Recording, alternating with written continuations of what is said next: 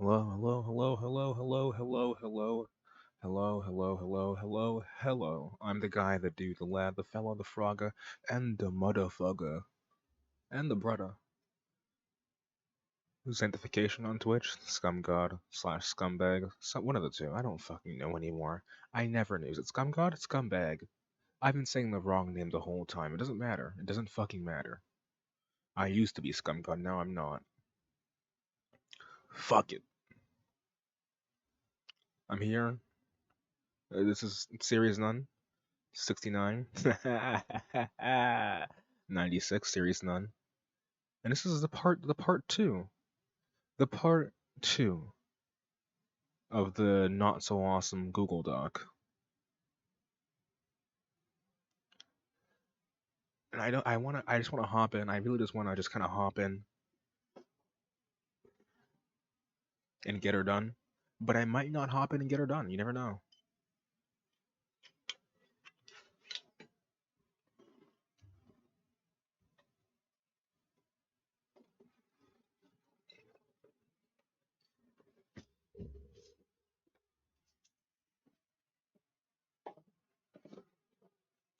We'll see how long I could talk for like about nothing.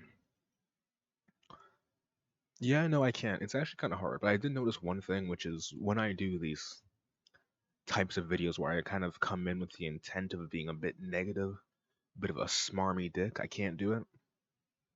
Eventually, the compassion takes over, the empathy takes over, and I end up being a lot less mean than I want to be sometimes.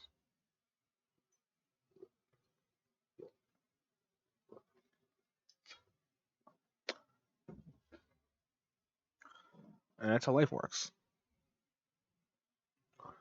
Like I came in wanting to shit over Lupa, but at the same time I also shit over Doug, so it's kind of this thing where it's like, well, who can I shit on anymore? I can't shit on anybody. I'm too nice. I'm too good of a person. And here's another person who I've decided is holy shit, Benedetta birthday? Let's go. 4 days, baby. Should do a timer. But I can't do that, I'm not smart enough. But I can pretend to be smart enough. But not today.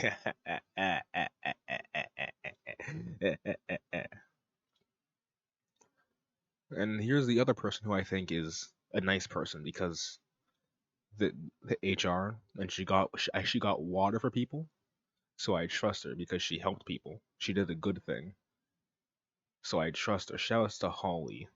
Shouts to Holly Brown. I don't know what she did. I don't know who she is, but I think she did a good thing. I think she did a good, cool thing. What this is the so back in 2017, back in 2017, there was the thing with Channel Awesome, that guy with the glasses, Nostalgia Crick, and his friends, his co-collaborators. They put together this document of grievances about people who work with them directly. So that's pretty cool. 2018, and it's a bunch of motherfuckers who most of whom don't really matter, but some of them do. To boldly flee, that part of it was great. Lupa wrote a fuck ton of shit, but if you have the time, you can just search a not so awesome Google Doc and you'll find it. This part is really good. What was it? Uh Him calling Lupa a cold, heartless vacuum. Pretty good. Where it implies Megacar is raping her off screen. Classic. Uh the, just a lot of it. Ed, who was a cameraman and credited as a DP, he asked them not to. He asked them, he didn't want credit. One day was an 18-hour shoot. Uh, they asked him to film a green screen bit that wasn't in the film at all. And woke up in the middle of the fucking day, middle of the morning. That's Lupa. She used to have red hair. Now she doesn't. But anyway, let's get into the Holly Brown segment. I think Holly Brown's probably a nice lady. She might not be, but I like to pretend. I like to imagine.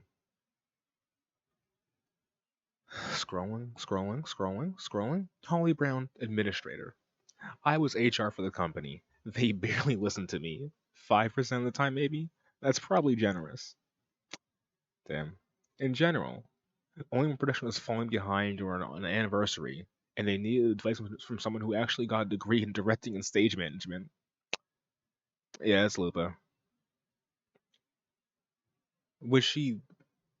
I wonder if Holly was actually employed.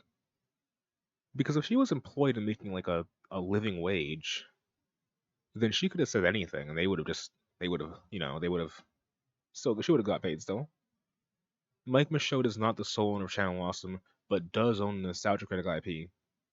Why is there an IP for that? Where's the money in that? He is, last I knew, the majority shareholder. Doug and Rob did not know him until he, Mike Ellis, and Bargo approached him to make the site. They liked having somebody else in charge. Yeah, that's fair. Mike Ellis originally built the site, and I believe he did site updates. Yeah, she was a Spoonie thing too. That's also in this. It's somewhere in there. I'm not gonna go back through it. It's pretty short, pretty to the point. Or whatever. Mike Ellis built the site. He did site updates. The site was apparently shit because you couldn't access it. You could at one point you could access the site like publicly. So, mm. Did day-to-day operations. None of us had any clue what Michaud did. He was a money man. I can verify that even people who think they're cool in the eyes of management have had shit talked about them. They never understood social media. They were happy with the little corner of the internet. That's why Punky Val ran the official Twitter for so long. They didn't think we needed social. Even looking now, you can see they don't get it. I wonder what their username is like. She dead? Oh, she died. Yeah. She fucking died. R.I.P. Yeah, no, Val's dead. R.I.P. Well, no, she's not dead. I'm lying. I'm straight up lying to you. Val is not dead, but she could be. What if? Why'd you add her? Oh my god, it's Chaos D1. There it is. It's Chaos D1. You guys remember Chaos D1, right? Oh my god, it's Suede. You guys remember Suede, right? It's Suede. I agree with that one. That's, you know what? uh, I love Pokemon, so I make videos. I have autism. That's how life be sometimes, isn't it? Oh my god, it's Phelan. You guys like Phelan, right? Big Phelan fans. Oh my god, it's Allison Pregler. You guys know Allison Pregler. Like, it's Lupa. There she is. Allison Pregler. Oh my god, it's Lindsay. Man, she has a fucking check mark. You know what? Now I recall what. Oh no, it's H. Bomber doesn't have a check mark? Huh. But now I recall why I thought Lindsay. Okay, I thought Lindsay wrote the most part because she had a book. But it was Lupa. I confused myself. I was drinking. Yeah, the three schmuckheads. One of the three. Spoonie died. Phalos is still around, and Doug is still around, I guess. I was not informed of anything that went on despite being part of management. For instance, I was never put on Channel Awesome Premium and had no idea what it was. That's good management. Rules were not enforced for everyone equally.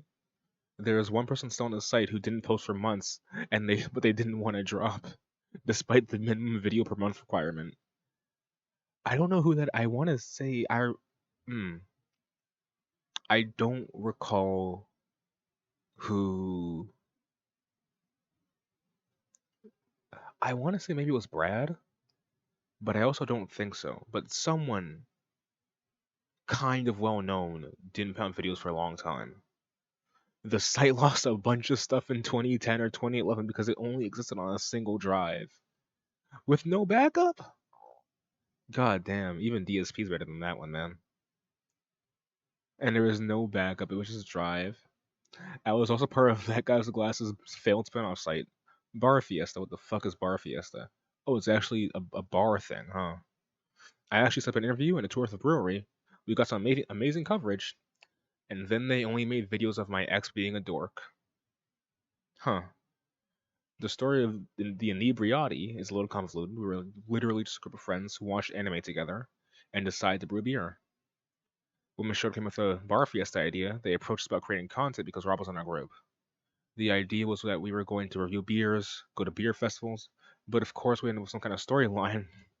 But of course, we ended up with some kind of storyline that was never followed up on. That is classic that guy with the glasses. The glasses started getting more traction. Rob was the one making our videos. That's my super brief history as a producer. So it did a thing, things happened. Forcing a storyline is it? So I guess that was. I wonder if the reason why people started hating on like, because people mention that like Nostalgia Critic does a lot of like extended jokes, and part of me thinks that it's because I have one thing or the other, but Mike never like said, "Hey Doug, these extended cutaway jokes fucking suck. Shorten them," because they wanted to force shitty story and shitty jokes into it.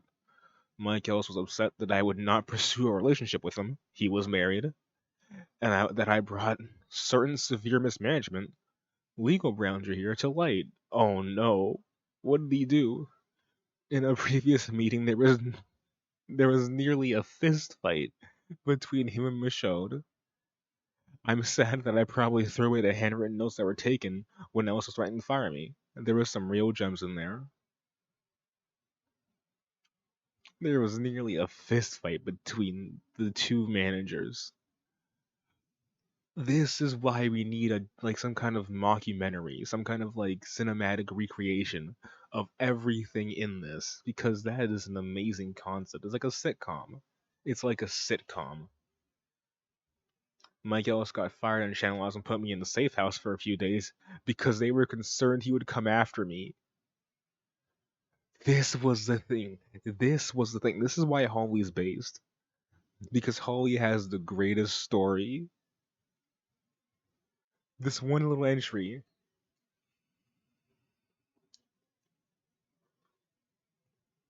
I want to read it properly. Mike Ellis got fired, and Channel Awesome put me in a safe house for a few days because they were concerned he would come after me. Nothing was more strange than being escorted to my house with a group of guys with baseball bats and a sword so I could pack. I'm pretty sure I even grabbed a golf club to be able to go up to my bedroom. We all got pepper spray after that. To inject a bit of humor into the horror, I wish I could remember who carried the sword. I want to say Doug, but I'm pretty sure it belonged to Rob. On the other hand, I'm pretty sure it was Doug who tested the pepper spray by spraying it into the kitchen sink. It didn't go well. Okay, this is. I would just want to. I want to imagine it. Uh, I want to imagine it like this, where it's just.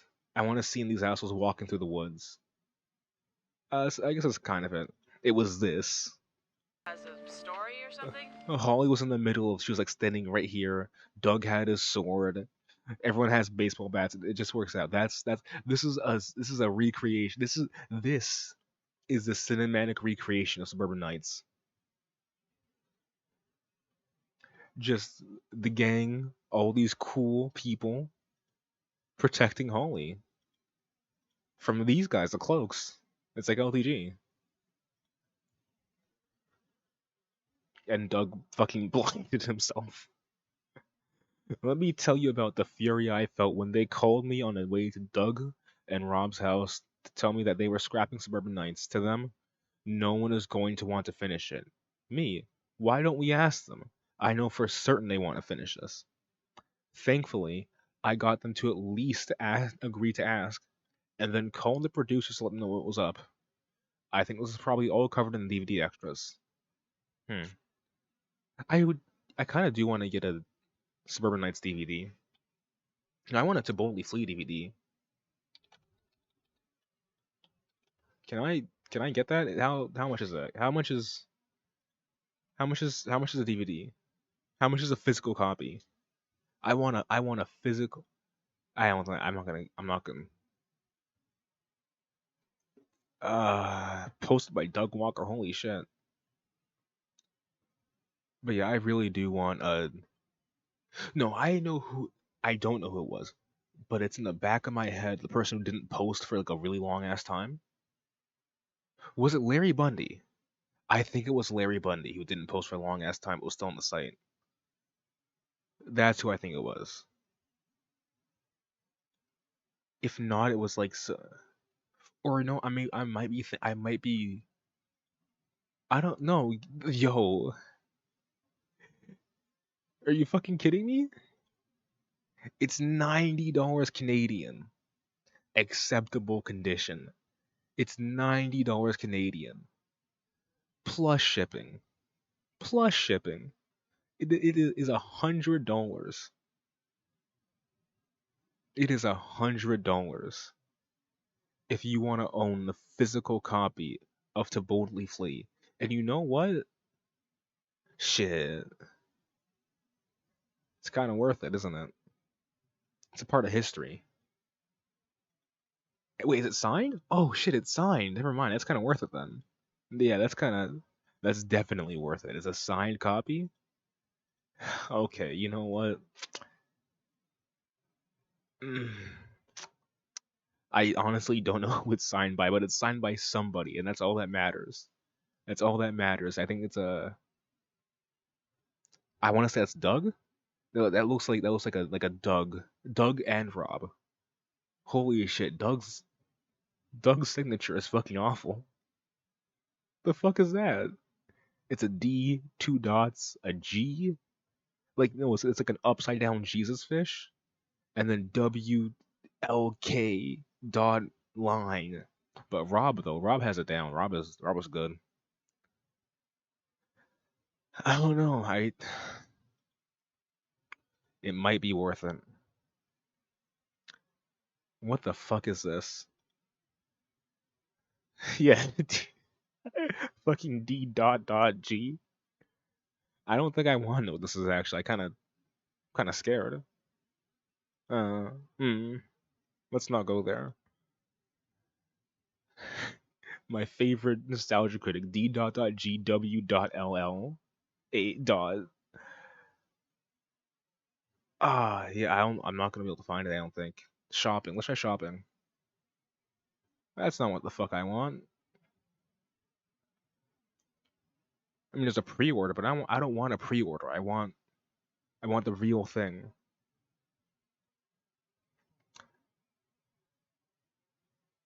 It's a two disc. It's two discs. Fuck, man. Yeah, it's over. Wait, Blu-ray.com? I don't think I trust Blu-ray.com actually. DVD Planet Store. What? That's. Hmm. It's not even signed. Imagine. What do you mean? Oh, it's the full. I trust this even less now, actually. Damn. Okay, so new tips goal. If you want to help me get To Boldly Flee on DVD, and I will get a camera and a DVD player and like a TV, and I'll point the camera at the TV and watch it. That's a new strat. Uh, that's a. They might not be selling the script because I feel like no one cared enough. But mm, and then this is like the fourth result. Oh god, mm, I want to say it was probably never actually physically printed and not just thrown away with. Maybe if I like DM'd Doug or something, it could work out. Yeah, I'd have to like. I think if I DM Doug, it might be possible. If I DM somebody, someone has to have it. I think Phalos probably has it. I do believe that. You know what? You know, I bet Brad has it, actually. That's actually, I don't know, I might just DM Brad. I might slide into those DMs and ask if he has a physical script. Slide him a couple on PayPal. You already know what's up. Give him some Bitcoin. Hmm. I came to work on Double Leafly after surgery. The days I wasn't on set, I was still gave them notes based on the issues I heard about. After that, the only time I missed filming was when I had to get the drain taken out of my abdomen. I don't think I ever received the final script to work from. So the fucking HR manager and only person I think in on the entire network who had a degree in directing never got a physical, like a final script, which is, maybe there is no, maybe there's like, I wonder if every script is like mildly different, or if it's like different editions, like a comic book. Now I actually kind of really want it. I get like a last case for it. I wasn't even informed of the last anniversary I was there for, the Uncanny Valley, which is here. That's why I only worked on Matt's project. I was not invited to the Channel Awesome official one. I still don't have a copy of it. I was the only person asked to work every day of the year. I worked through weekends, holidays, vacations, days I had surgery, everything. Unless I could beg Michelle to do the daily site update for me, I worked. I requested multiple times to be able to pre-schedule the update and was always told no. I once took a meeting on Christmas.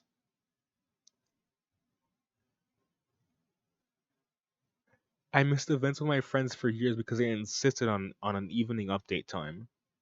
Michaud was the only person other than me who knew how to run the site. That is, there is literally no reason someone needs to sit and code for a daily update at a time of the schedule. Finally, they moved the update time, but they still wouldn't let me pre-schedule it. Do you know how hard it is to do a daily update at an exact time if you happen to have a doctor's appointment or a dentist visit in the Chicago area? It became such a long-running joke in my family that I was always working that my dad and his wife were stunned the first time I visited them and didn't pack my computer. The day before I was let go, I had surgery, came home, and did the update. The next day, I was asked to drive to the studio against doctor's own orders to be told I was no longer employed. Salut.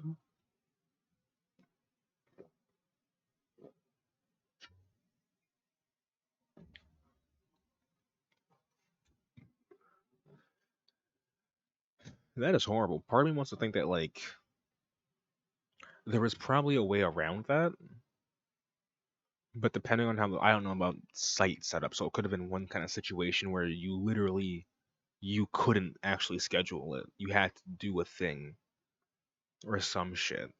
Or like the site wasn't like built for it. Something along those lines. Like she would have to add in code that'd be noticeable.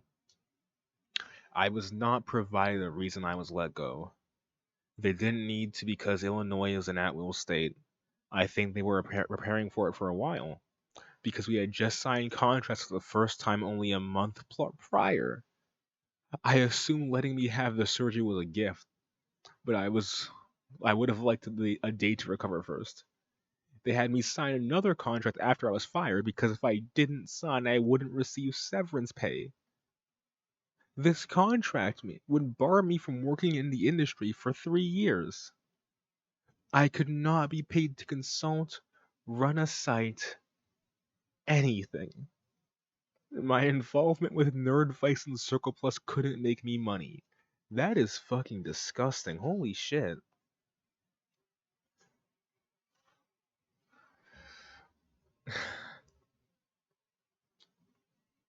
I was scared of pursuing anything legal against them because I was chronically ill, unemployed, and they had recently accumulated 90K after the Indiegogo campaign. That's pretty fair. Doug was the deciding vote on my being employed. My life was ruined. I lost all my friends. I had to leave Chicago. I didn't have a job, nor could I get one if you Googled me. It was rough for several years. I worked really hard to make things better for myself, though, and I've been published on the Mary Sue. Fair enough. And was a guest on the BBC NewsHour. Fair enough. I mean, a job is a job, you know? Lewis Lovehog. Linkara. You already know. You already know. I don't even have to add the letter R. Pull that shit up. Pull that shit up. I want the naked gif. Give me the nude gif. That's him.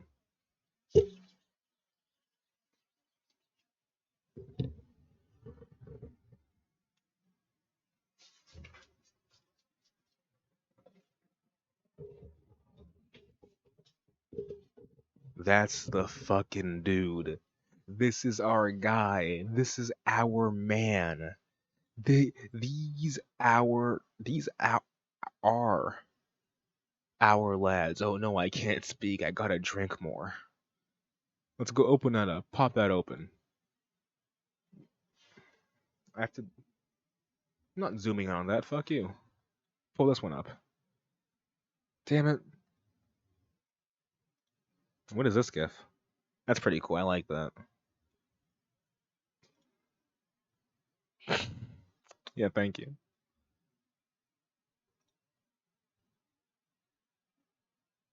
Shout out to Blood Rain. That hot review. Yeah, it is. I want to say it's not Blood Rain, but Afraid of the Dark.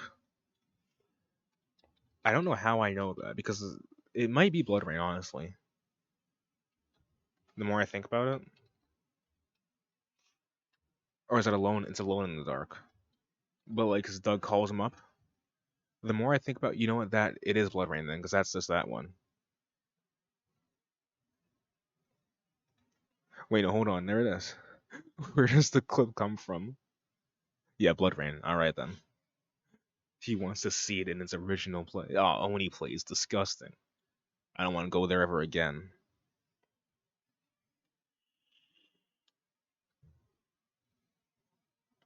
I joined the site when I had very few reviews, maybe 5 or 6. Holy shit, he got picked up real quick.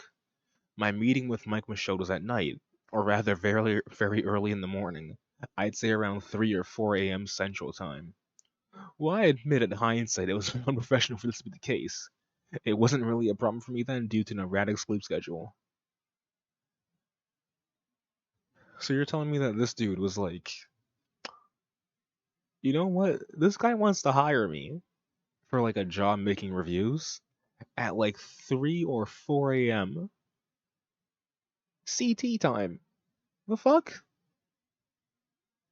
After informing that I was on the site and he enjoyed my very early work, I was told some of the plans for the future of that guy with the glasses. If I recall correctly, even then the plan was eventually to rebrand it as Channel Awesome, so that the focus wasn't strictly on Doug Walker's work. Oh, that's interesting. Specifically, the plan was to break the site into various satellite websites.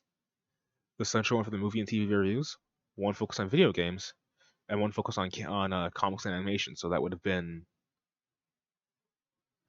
that probably would have been channel. Is it would have been Channel Awesome? I think that might have just been Channel Awesome for movie and TV reviews. Video games would have been Blistered Thumbs, which would have been the one that DSP was on. So that's pretty cool. That's the guy. If he stayed with Blip and got on to Channel Awesome, which he didn't, but he did. And this one is Inked Reality or was Inked Reality. Well, I don't think the name. Oh, there you go. The name Blistered Thumbs existed yet for the video game site. There was definitely no name yet for the comics and animation site. If memory can be trusted, even back then Michaud was suggesting I could head up the satellite site. The satellite for comics and animation, referred to as Inked Reality from here on out for the sake of simplicity. The way he described these plans, it seemed like they would be happening in the near future.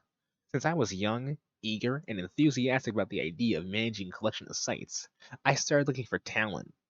I put together a contest for people to submit their work and made it a private video on Blip so he could review the idea and let me know when he'd be ready to launch.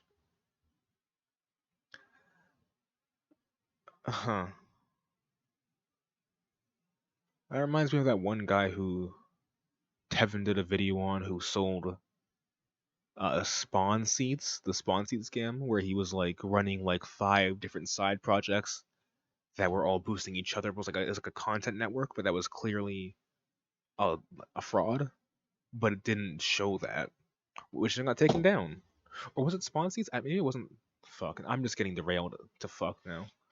Pure derailment. Spawn? Was it spawn seats? It might have been. I don't. It wasn't spawn seats, then was it? Fuck. Uh.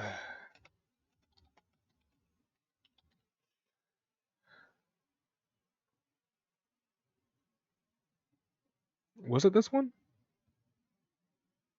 God damn, I'm gonna have to do so much shit.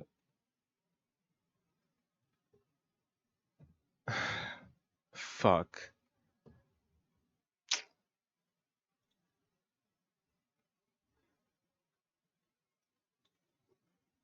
I for chair. I forgot what I asked. Oh, the name of the chair that DSP bought that was like a full-on scam. Not Spawn Seats, but another website. It's gone now. OPC, never mind. There it is. OPC. Okay. Yeah, OPC. That's the one. So this is me. You can't even buy it anymore. This is me fucking getting really crossing over because Blip makes you think DSP, but whatever. So what happened was that DSP got a free chair, and like OPC was like, this guy was setting up. What does that mean? Is it she losing weight because of the chair? All right then. OP Edge gaming desk. But yeah, that was it. How did I even get here? Oh, that's how. Okay. So just the idea, this contest idea, the guy who ran OP Seeds, and I forgot his name. His name doesn't even fucking matter. His name is literally irrelevant. This guy just naturally bought an OP Seed.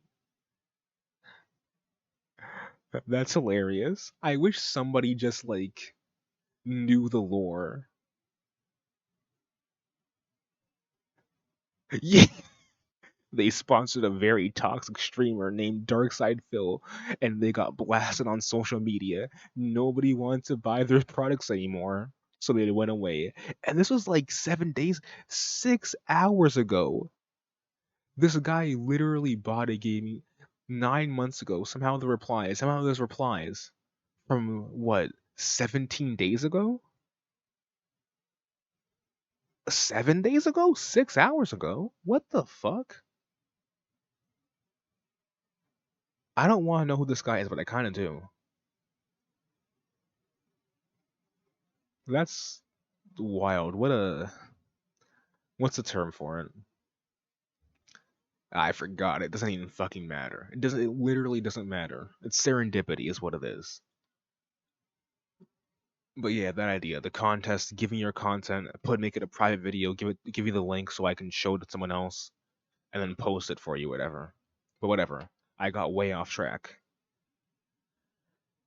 That time never came, although some change at Blip at one point a few years later released every private video to the public, confusing one or two people who found the video later. And that reminds me of DSP when his channel got suspended or some shit like that, and then it came back, and every private video was then unprivated. So now his private videos are somewhere out there, and those are paid for Patreon videos. But this is more unrelated lore. Well, we later came up with the Inked Reality name while spitballing a few ideas. There wasn't really any attempts to advance it at any point. The Inked Reality eye catch feature at the end of several episodes came from Team 4-star member Masago X, who was also doing videos for the site at that point. He liked the idea of a satellite website as well and did the eye catch on his own initiative. When was shown to prove this at iCatch, there was still never any momentum to move the idea of a satellite site for Inked Reality forward, nor any discussion of me potentially running it, or anything of the sort. So what you're telling me is that it's like the three-pronged plan. Yeah, there it is. There is prong one, there is prong two, and there's prong three. The three-prong plan, and just again, just like DSP, each fucking prong is broken. After Blistered Thumbs launched, I did assume that Inked Reality would actually follow through at some point. I was unaware of the difficulties Blistered Thumbs was facing until after the fact. Fantastico. By this point, I really had no desire to run Inked Reality because the amount of time I was putting into my own show. Well, maybe if you didn't do fucking sketches at the end of every episode of Linkara, it wouldn't be that bad. Wait, does he still do those? Let's find out. Does Linkara still do his fucking? Does he still do his dumb shit? I bet he does. Fourth wall, where bad comics burn. Let's. What is this drip? Is that a new jacket? Jacket? Yeah, nice jacket. The same loose tie, same shittily button shirt, same trilby, same nice little badge. He has a little badge now, like a pocket watch. Let's go. He's swagging on him. He's swagging on him. Oh, he doesn't. He doesn't do his bullshit. Wow. He doesn't do his bullshit. Linkara quit doing his bullshit. Imagine. I never would have thought. I also like that Linkara probably just owns that jacket and that hat for himself and uses it. What a cool dude.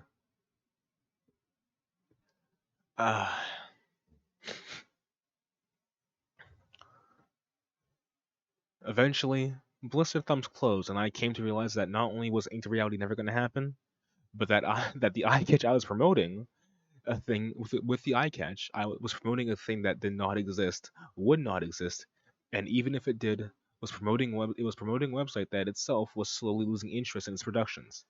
I commissioned Masako X to design a new eye catch that I still use today. So I wonder, I wish I had like a yearly timeline, because if this was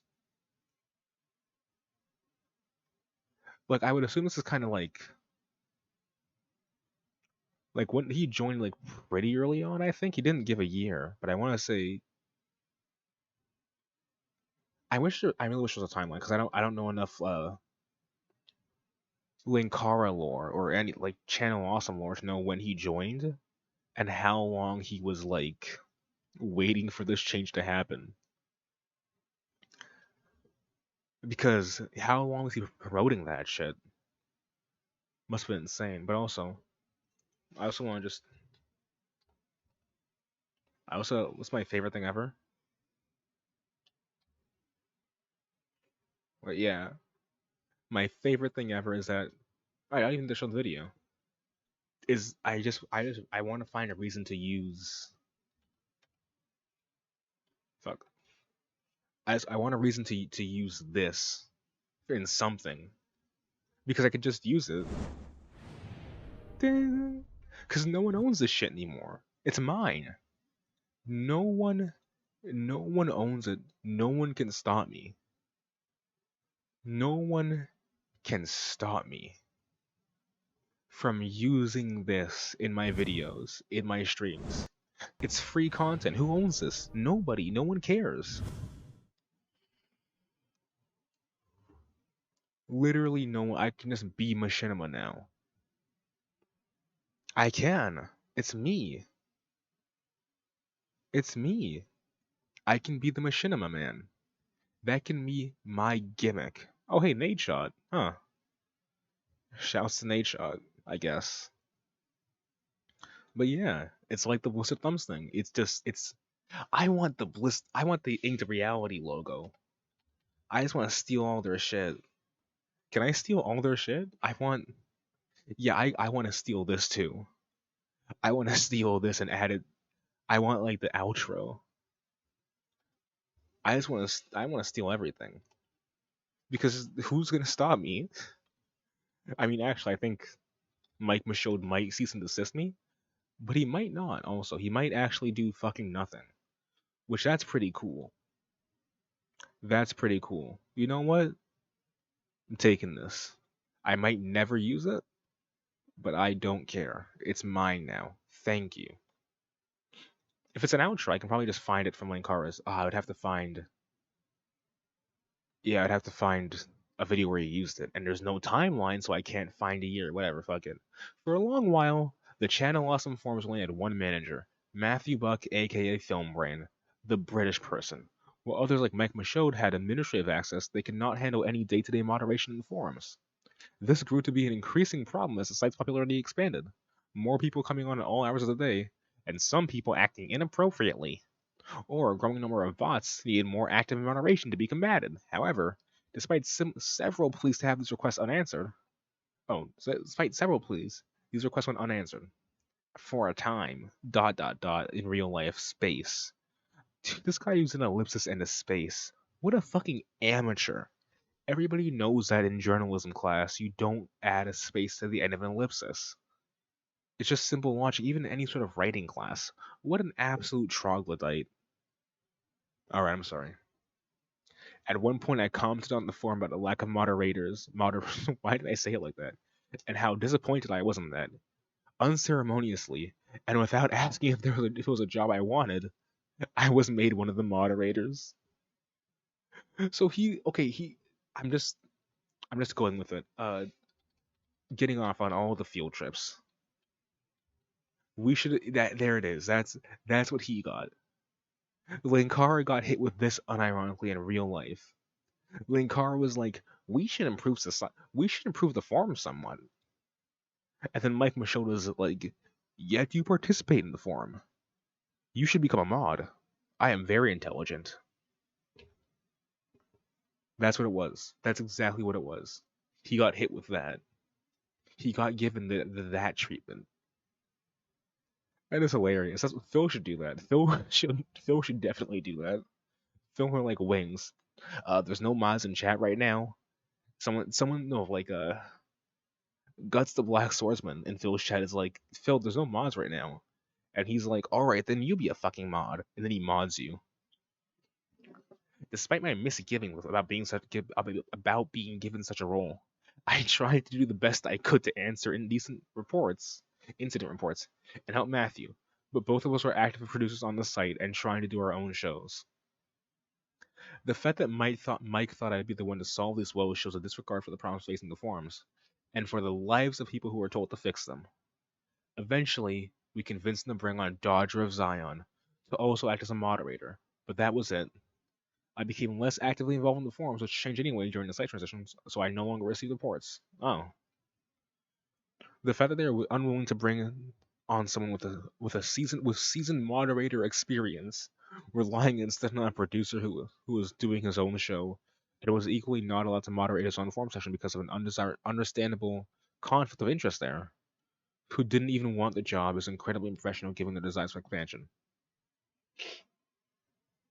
Yeah. The mass exodus.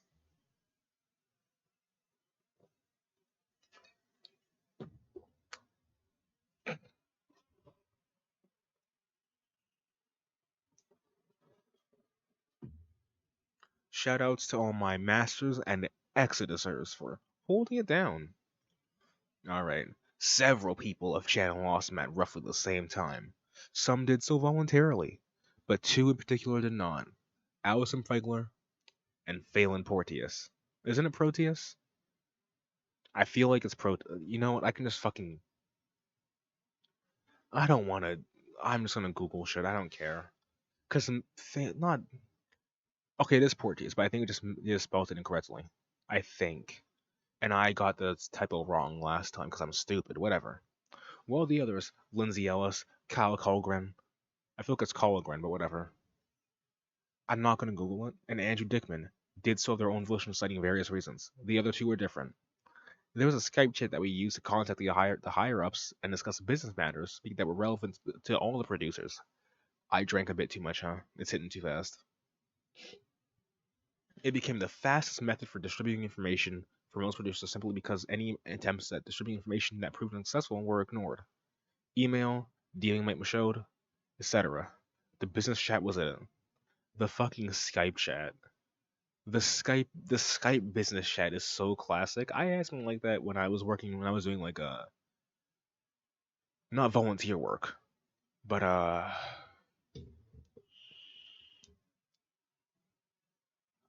donation collection work. It was like a summer, it was like a month. I worked somewhere else the next month, about like a week later. And I enjoyed that job a lot more, which I can't do it now because not only did I get paid a good bit, but I also it was just a lot easier. But whatever the point is, it was like a Facebook Messenger group chat for like business shit. But the thing is, it was just communication between two teams. It wasn't that bad. So whatever. It wasn't like people, and we were in the same city and we reconvened every day, so it wasn't as bad as it could have been. When Allison and Phelan left because of the incidents because over Patreon, Michaud and Rob Walker organized calls to each of the producers. I believe they were trying to assuage people's concerns about the site or directly answer questions to people. I think if I read it in the Linkara voice, it might work better than reading it in my average voice. In the wake of what happened, I knew there was a general feeling that the site was no longer in its glory days, and that the more optimistic sense of togetherness the site had engendered was going away. Despite my outrage at what had happened, I decided it would be the best to try to fix things, particularly for the new producers who only recently signed on. After all, many of them wanted to be involved in the site because it involved working with the other producers they had admired, and I didn't want to give the impression that the ship was sinking. I outlined a few complaints I had for management, as well as several ideas I had for improving the site. God damn it, he gives a fucking list. We should improve society somewhat. Yeah, you participated in Linkara. And I'm gonna unironically give him that because this right here, that's scumbaggery. I don't give a fuck. I know about scumbaggery. That's my fucking YouTube name with a Z, so it's not the same. But despite how pissed off I was that it happened, I tried to fix things for the new people. They joined because they respected us, the old guard. So I didn't want to make them think that this terrible, horrible network was going downhill. Bitch, the ship was sunk. The fucking bottom two floors were filled with the water already. Why did you want to bring them on to get onto the top of the fucking top deck? The ship's already sinking. It's been sinking for 5 years. People left because you were doing Patreon, but others couldn't because the site was fucking stupid. Why would you? I would tell them to leave. Give them a warning. Say, hey guys, maybe you shouldn't join up. This place kinda sucks. But Lankara is such a nice guy that he tricked them. He bamboozled them. These ideas included improved communication with producers. Wow. A dedicated social media person. Wow. Have the social media link on the sidebar of the site promoting not just Doug's work, but various producers? They didn't have that already? Reduce wasteful spending. Opening the Channel Awesome studio to be rented by other producers? Less charity drives when people were flowing out? There was a Channel Awesome studio? Can I visit there? I'm just knocking everything over. I'm drunk. I've noticed that my speaking has slowed down. I'm stuttering. I've lost it. Can I visit the studio? Filming location. For real? Just Illinois. I absolutely want to. Please. I. The more I think about, that's not what I want. That's not what the fuck I want. Where even is this? No. What? I so desperately wish. You don't know how bad You don't know how desperately I want to go to the Channel Awesome physical studio. I've dreamed of it for so long. Give me what I want. Can I get a tour? I'd pay for a tour. Wait, actually, what's in the store?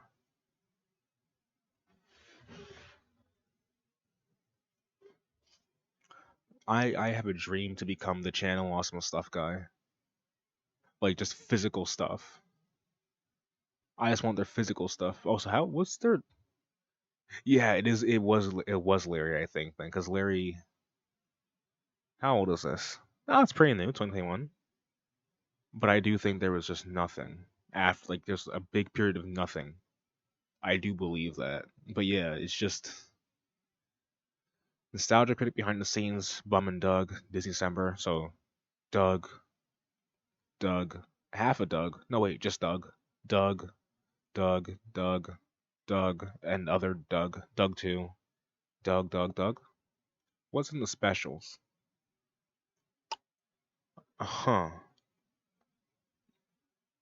I suppose. The shows? Three dudes. What's in the archives? Who the fuck is this? An irrelevant asshole? Irrelevant motherfucker? Fair enough. Subscribe to our channel. It doesn't exist. Thanks. This site is just. Uh.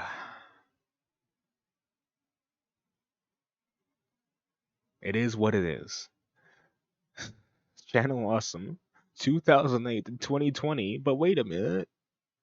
Wait a minute. It's 2020, 2022. Oh, they fucked up. It's over. We lost. But I still want to find that physical studio. If you're renting it out. Also, they didn't let people rent it out. But bring back the anniversary movies, in particular, paying for them through the use of crowdfunding campaigns. That actually kind of makes sense. A larger, more deliberate presence at conventions to promote the site. Release information on what the higher ups of the company do, since there was a perception that Mike Michaud didn't actually do anything at the company other than issue orders. And overall, the comment system, reduce the amount of advertisements on the site, or at least reorganize the sidebars to promote producers or new videos so that's the first thing people see instead of ads. All of these ideas were rejected, save for doing more anniversary movies, although they never came to pass aside from the 10th anniversary movie.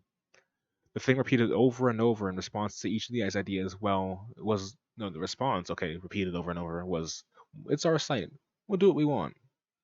The final point I made to him was that, in light of everything that had happened with Allison's firing, I told Mike point blank that the incident had made me lose respect for him. His answer was a terse, okay. The Atop the Fourth Wall movie, hell yeah, you can check that out on my channel, my YouTube channel. It's somewhere. Deciding to make my own movie and fashioning it off the style of the Channel Awesome anniversary movies with other video producers in it, I launched a successful crowdfunding campaign and produced my own film for my web series. He did do that. During production, as my assistant director, and I worked to reduce costs for our budget, I realized the studio space we needed would be made available by Channel Awesome. Wait, would me being available by using the Channel Awesome studio? The studio I went with charged $1,000 per day for the use of their space. After 10 days, that naturally came out to $10,000 with a budget of $16,000 just for that space. In addition, because of the close proximity to the studio, to 3 of our actors, costs would be further reduced by not having to fly them out to Minnesota. Okay, so he had the idea to just use their studio. I brought this request to Mick Michaud and Rob Walker. Rob liked it, but Michaud flat out refused. His reasoning was thus: it would interrupt the production of Nostalgia Critic. Someone would need to be there to someone would need to be there to supervise us. I would have to get insurance to protect against damage to the studio. That's fair.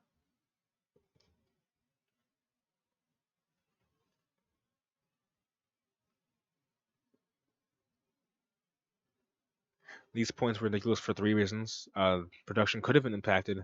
They could have paid to rent the space and make up for any lost revenue.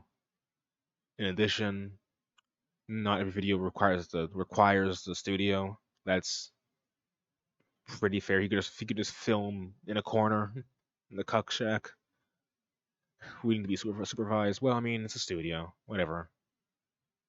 It's just a matter of like things happening. It's a studio. You leased it. The studio we did up renting did not need any need to supervise us. That's pretty fair. Their insurance request was not reasonable. In fact, I ended up having to get insurance for the studio that we did rent.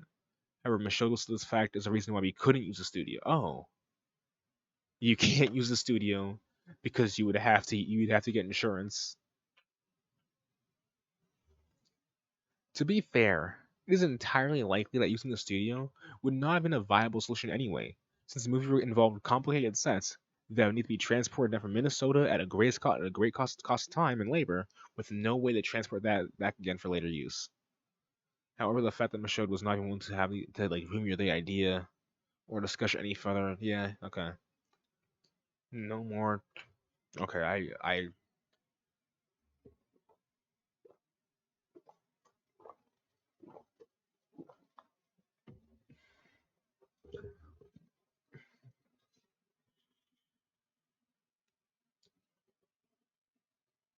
he is swayed. All my ideas are only in regards to events that I was directly involved in. Though I wasn't infected as directly as many of the others, there are many instances where I felt the producers were negligent and unprofessional, without any attempt at reconciliation or apology unless forced to. The earliest instance I can remember was something being off during the filming of Suburban Nights. Producers were mocked for wanting craft services and even water on set. Most of us were not being paid, and the organizers were not just refusing to, but scoffing at the idea of fulfilling basic cast and crew needs was concerning. I wasn't there for the bone leaf biting, so I can't comment on that experience. However, I was greatly concerned when it was revealed to me that Doug Howard had decided to retire the nostalgia critic character in it, as well as strongly imply that the other producers would do the same with their personas. This was a massive change-up that could have affected the income of all the producers using the site, including those such as myself who relied on blip revenue to support a family. Most visitors to the site did so solely from loyalty to Nostalgia Critic, and with a radically different format thrust forward with demo reel, many viewers were left unimpressed. This should have been put forward to those dependent on Nostalgia Critic's traffic, so that we can offer alternatives or even just brace ourselves, but nothing. The majority of producers were upset and got together over several drafts to put forward a list of grievances and suggestions. Both this list and the reactions of it are available elsewhere, and suffice to say, apart from spotlighting producers on the site, almost all was ignored. I was one of the early adopters of Patreon and made a video, not advertising it, but discussing its pros and cons. As far as I'm aware, the channel's response to this was to tell other producers to not advertise their Patreons in their videos, as it gives off the impression of e-begging. This was after they told us not to use more than one mid-roll ad on Blip per video to avoid encouraging site users to use ad block. This left many wondering how they were going to support themselves. Channel S eventually relented after a near unanimous outcry. When I first left the site over a 2-year hiatus, the entire site got together for a farewell video. When Noah left, disregarding all other aspects, there was a heartfelt text post. When Lankara and I left, our archive was deleted, and people had to ask where we went. It's almost understandable that they would focus on more directly on what they can control, but the lack of encouragement, acknowledgement, apology, or any kind of transparency regarding their past mistakes suggests that to me that they simply don't care about those not directly under the umbrella. If that is the case, and they have not made any statements indicating otherwise as of writing, there's no longer any reason for me to be loyal to them. Damn. Jacob Chapman, Jesu Otaku. Mishra was going to have me fired for criticizing the site. I told him that no, I would not quit. I would quit on my own terms, in my own time, or else I would go public with the chat logs I had of their abuse. They were 100% going to fire me for basically saying the site had issues in public at all. But they crumbled like wet cardboard when I told them that that wasn't going to happen without me publicly destroying their reputations as much as I could, though. I don't know. That's kind of based. It's kind of based, bro.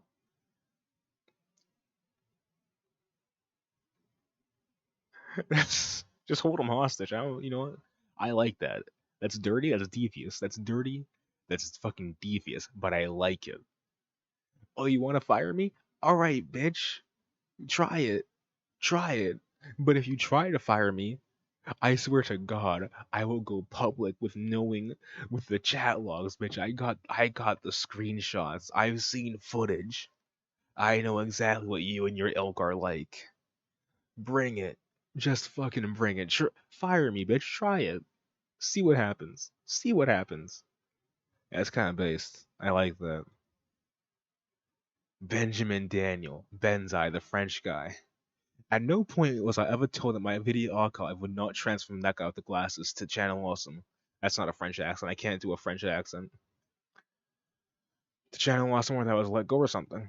Which happened the years I published a feature-length movie and a TV series, albeit in French but subtitled. Which yeah, he did produce a movie. He produced a movie and TV series. I guess I burned my bridge when I notified Mike Michaud that she shouldn't be selling my GF's artwork as limited prints without giving her a share, because the shirts she got in exchange back when she did the Suburban Nights art was simply for the DVD and not ad Vietnam rights to sell her art.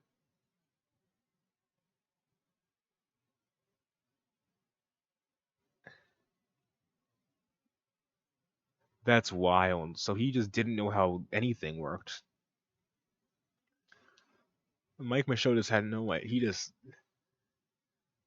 wow. I found my fortune elsewhere, but management was indeed a farce at Channel Awesome, and he added them.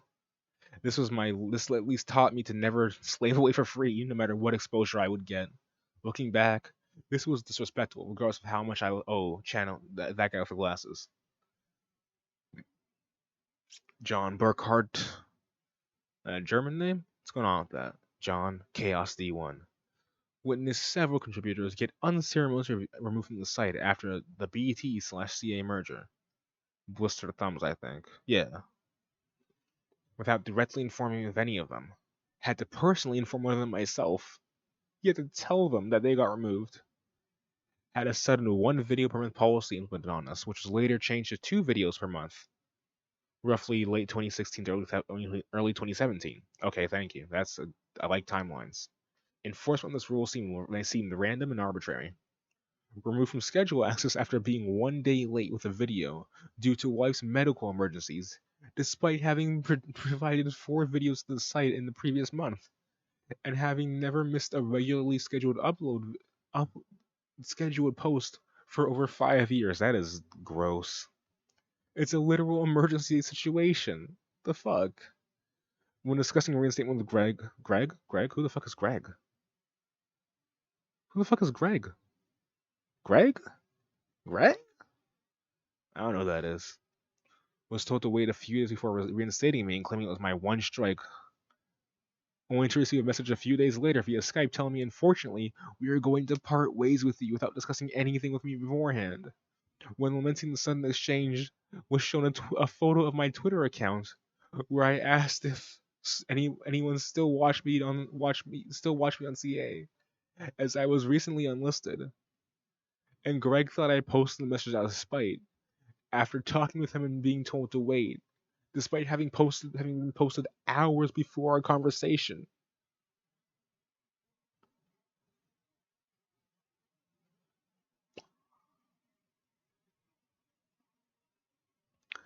Original Tumblr post, offending Twitter post. My first and only interaction with Doug was after the massive cameo scene in To Boldly Flee, where we all gave it nostalgic critic our spirit bombs, by all of us plebeian film producers listing off plot holes in films.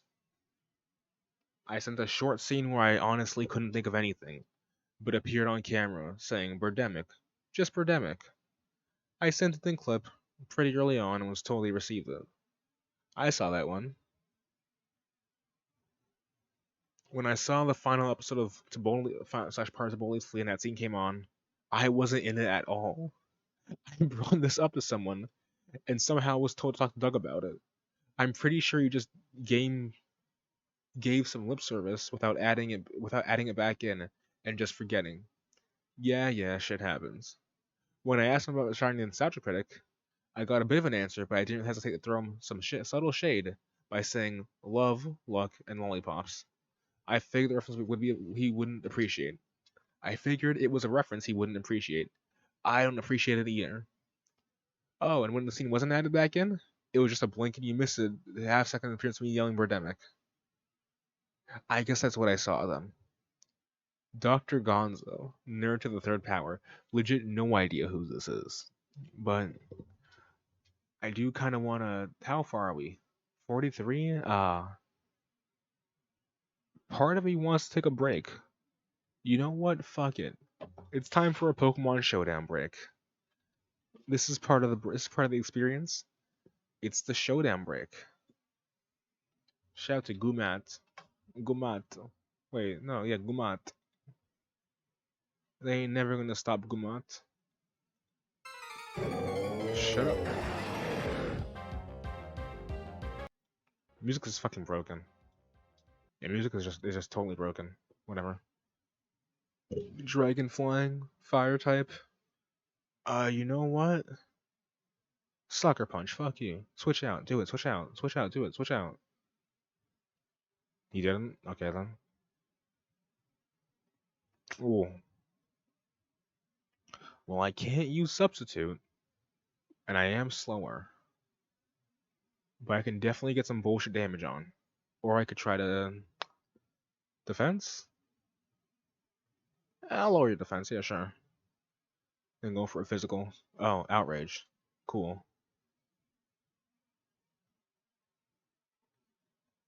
Fuck you, sucker punch. Miss. Oh, you didn't miss. His attack rose, but he's confused. All right then. So I want some high defense. I want some high D. I want some high D. Is Zarude my guy? No, Claydol was my guy. Claydol was absolutely my guy. Hit him with a Stealth Rock, Claydol. You're my guy. I trust you, Claydol. You're my dude. Stealth Rock this dude? Oh no, it's Barraskewda. Water Psychic. I feel like ground is strong against water, but I could be wrong. But fuck it anyway, Ice Beam. Oh, it's not. Okay, I'm stupid. It's the other way around, so that's fucked me up. I'm just fucked now. I don't think he has fire, and he's got a fire attack, but I can... I'll just hit him with the Darkest Lariat, it's okay. Bulk up. He won't switch out. That's too obvious. There's no way he's gonna switch out. Come on, that's too obvious, bro. Don't do it. Don't fall for it. Don't fall for it. You're up 2. You got me. This guy has to win. There's no way he can't win. There's literally no way he can't win. But he's wasting my fucking time. Bitch, I'm on break. I don't have time to waste. He left. He left. I scared him off that much. He fucking left. I'm waiting through the whole thing, bitch. I'm waiting through the whole thing.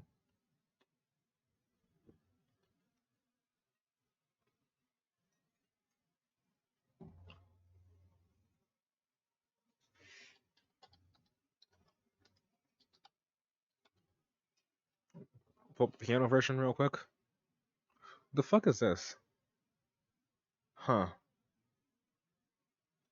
Nope. You.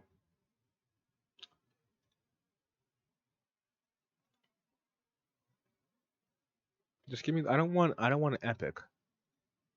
Did I win? Almost 12 minutes. Yeah.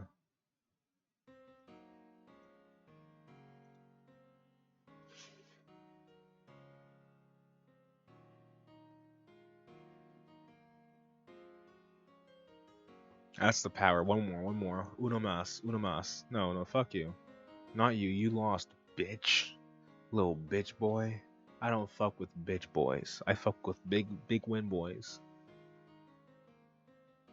I don't like how Ice figures out for me here. But I will spikes this dude. He's slower, so I can at least get that off. If I don't get O-code, I can switch back in. I'm playing Pokemon Showdown right now because I don't wanna read too much just quite yet. Special? Ooh. Wait a minute, Focus Blast. Fuck you. Yeah. Not Oko though. Oh, this is the Nostalgia Critic piano theme, I think. Yeah, piano rendition. It's pretty good. Very short. But loop that shit, so that's fine. What are my odds here? I could switch out. But fuck it, Bug Buzz.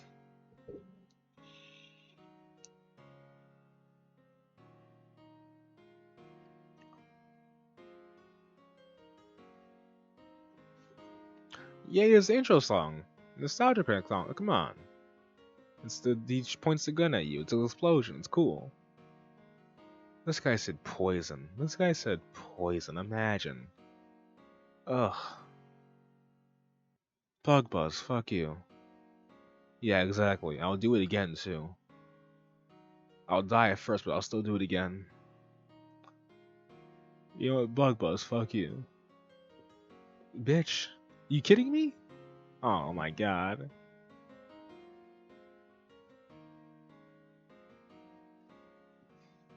Oh no. Oh no. One more, please. One more. Excelgor, please. I need you to hit this. He resisted? Oh. It's a pretty sweet loop though. It's like it's seamless actually.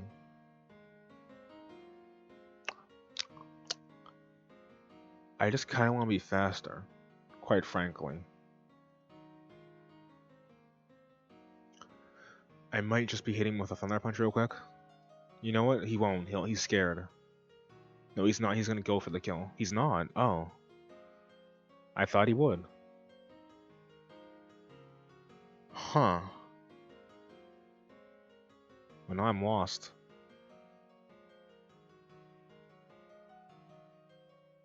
Well.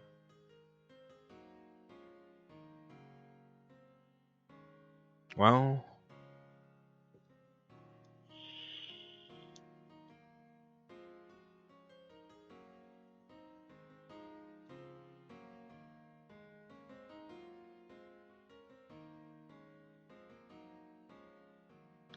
Maybe we can, Miracle? No, we can't Miracle. And it failed. That's pretty cool. That's pretty cool. Yeah, that's pretty cool. He's gonna double wipe with Dynamax. Wow, that was a pretty good move there, man.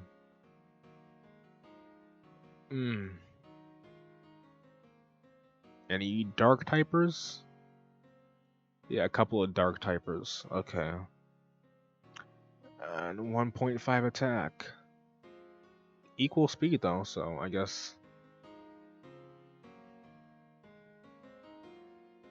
I got nothing. I got nothing. I guess I'll facade him. I lost. Oh yeah, he's ghost. I fucked it all up. I played myself, didn't I? Really, huh? And 2 pseudo legendary dragons. That's a really bad situation, isn't it? It's a real rough situation. Just fire blast him, fuck it. Are you kidding me? You won't even give me that? You won't even give me the fire blast? Just let me finish this dude off. Dude. I have no chance. Gumat has no chance.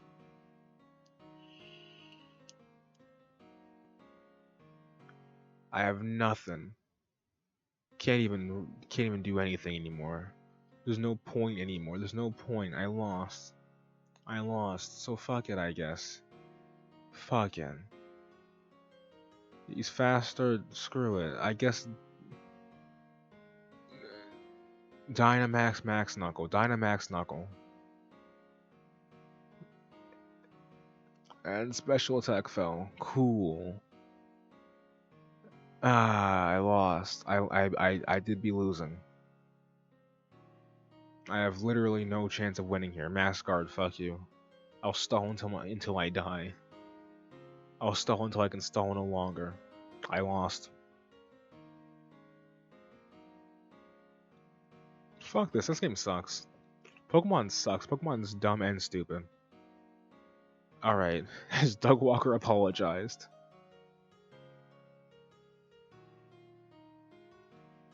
Has Doug Walker apologized? How old is Doug Walker? 40 years. Feels good, man. What happened to Rachel Tietz? She got it. She got a real job. Maybe. What's wrong with Nostalgia Critic? Like, mentally or, like, physically? He was born in Naples, Italy. Is that true? Huh. He's Italian. Oh, no. He's Italian. That's I do like how I clicked on what's wrong with him, and I got he was born in Naples, Italy. Fair enough. What did Linkara do? He was an internet reviewer. I forgot Rachel existed, honestly. I forgot Rachel was even alive. I figured that, like, I guess I thought I kind of like mixed her and Tamara together. And I was like, oh yeah, Rachel did exist. I remember watching those reviews. Also, is Linkara a girlfriend of man? What the fuck? What the fuck? Why is this part of the wiki? Who cares? Does she have pee-pee? I don't know. Am I supposed to care? And that's all the questions they answered. Shout to Bar Gabdra Maju.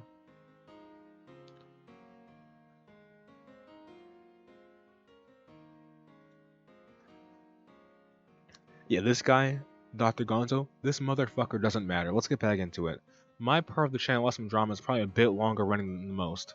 It wasn't limited to one single instance or even a group of smaller ones. It was one long, continuous torture session perpetrated by a man who I am convinced has no soul, no conscience, and I'd be very surprised indeed to find out he had a heart. It's also not when you hear a lot about what was happening. This was the result of a social isolation imposed on me, if rumors to be believed, by design.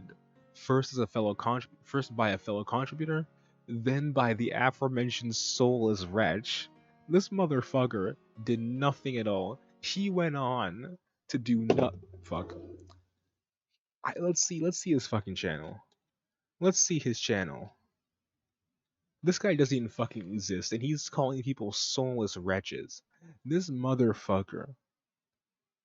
This piece of shit. This is a podcast?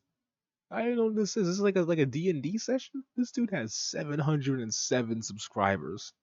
216 videos. Is he me? Because obviously no one cares about him. He runs a podcast. He runs a shitty little podcast. And he is out here calling people soulless wretches. That's twisted. There's certain things you just can't say about people. This guy was threatened of being tortured. He said he was tortured. 707. Get out of here, looking ass.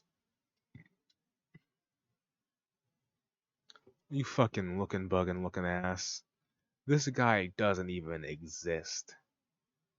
This guy doesn't even exist. I also like this video. What the fuck is this? Japanese versus American karate. And it's like some. I don't want to say some white dude, but it is some white dude and some white dude. Show me a Japanese dude. The fuck? The secret Left 4 Dead YouTuber. This guy in his fucking flashlight. Jew. It is a pretty good thumbnail, though. I won't lie to you. Today we'll discuss the dark past of Jew Wario. Renegade Reacts. I've definitely heard that name. Renegades React. I have heard that name, but I never watched them. Definitely never watched them, but I have heard of them. Everyone nostalgia critic video. Let me see the playlist. Let me see that. Let me see that playlist.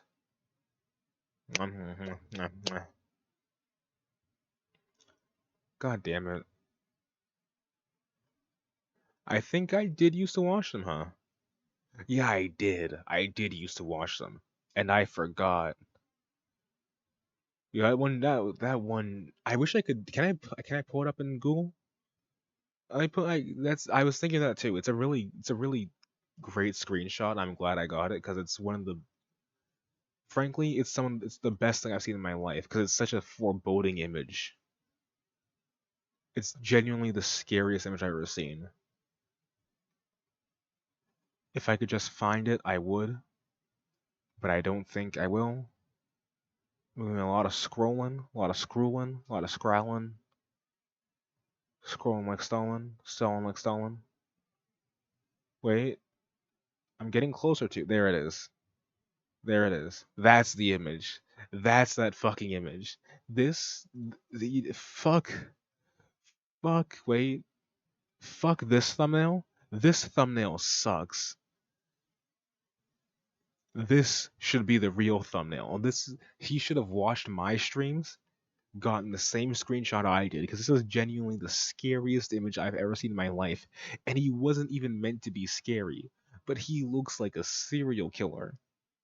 There's soulless, dead eyes. Zoom in on that. Zoom in. Where is his soul? Where did it go? That is a tortured man. A tortured, twisted man who's been brought to the darkest place in his life through his own actions. He is sick. Sick and dark. And that's awesome.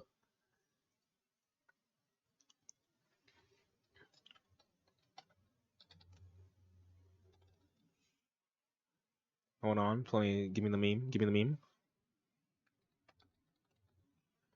Give me the meme. Damn it. Hold on.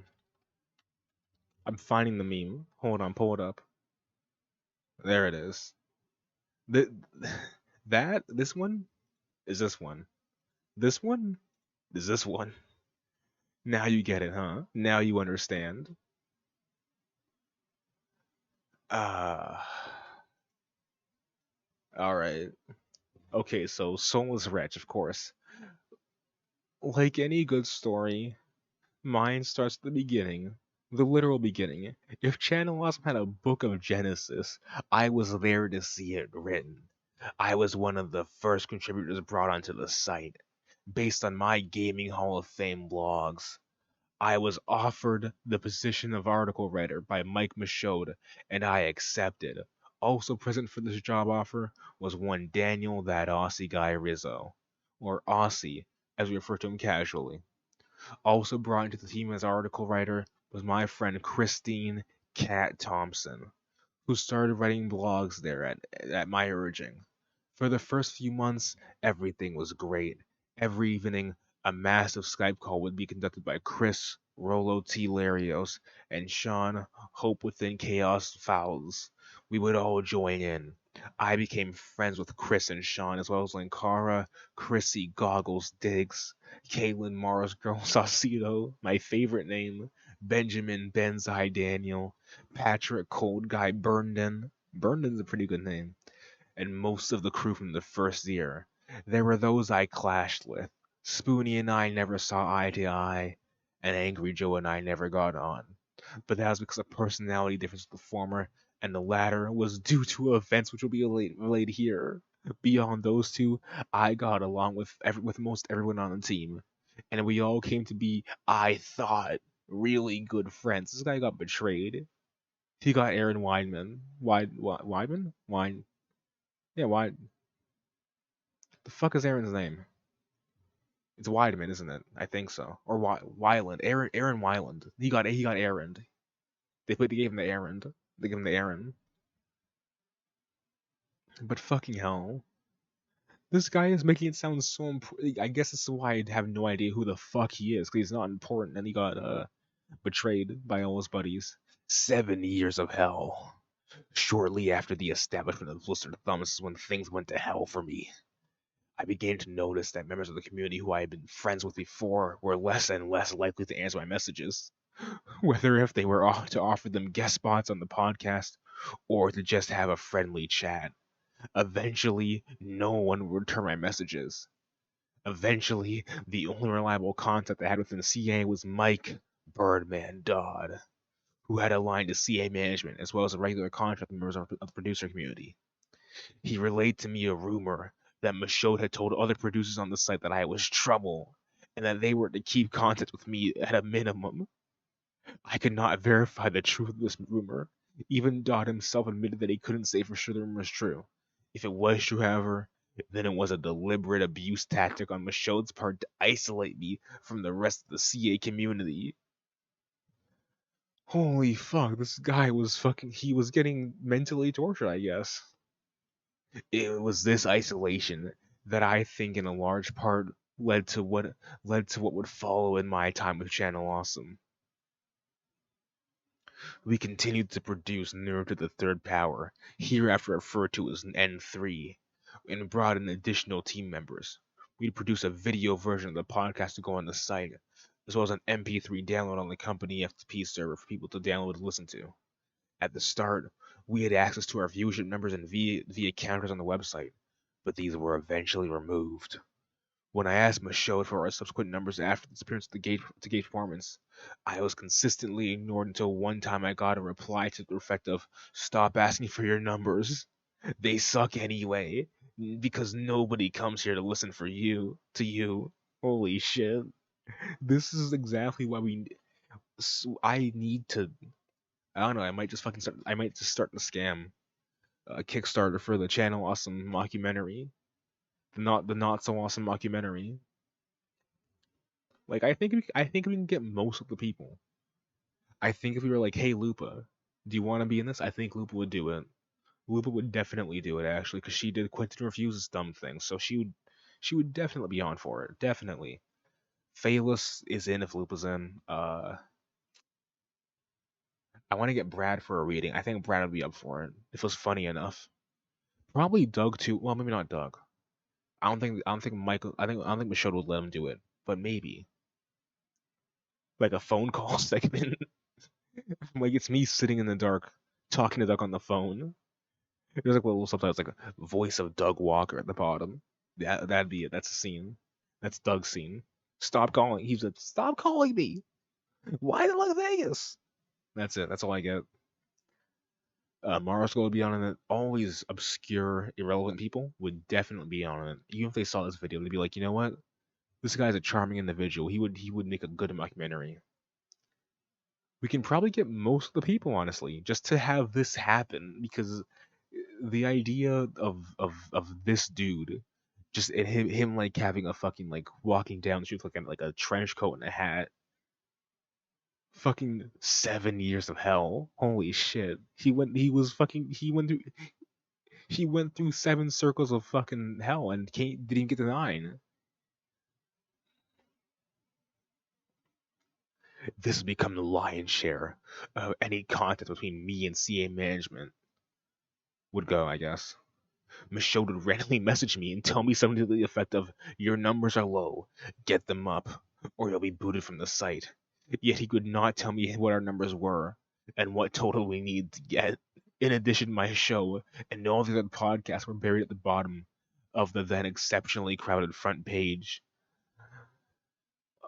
where nobody could find us unless they scrolled all the way to the bottom. We would always be last on the new content slider on the front page, and would only remain on said slider for one day, as it would be removed the next day. Meanwhile, everything else that came out the same day we did was still there. The side panel slider was mainly for months, one slot short of the number of shows meant to premiere on any given day. So unless the schedule was for that day wasn't completely full, which it seldom wasn't completely full, we wouldn't appear on that side panel at all.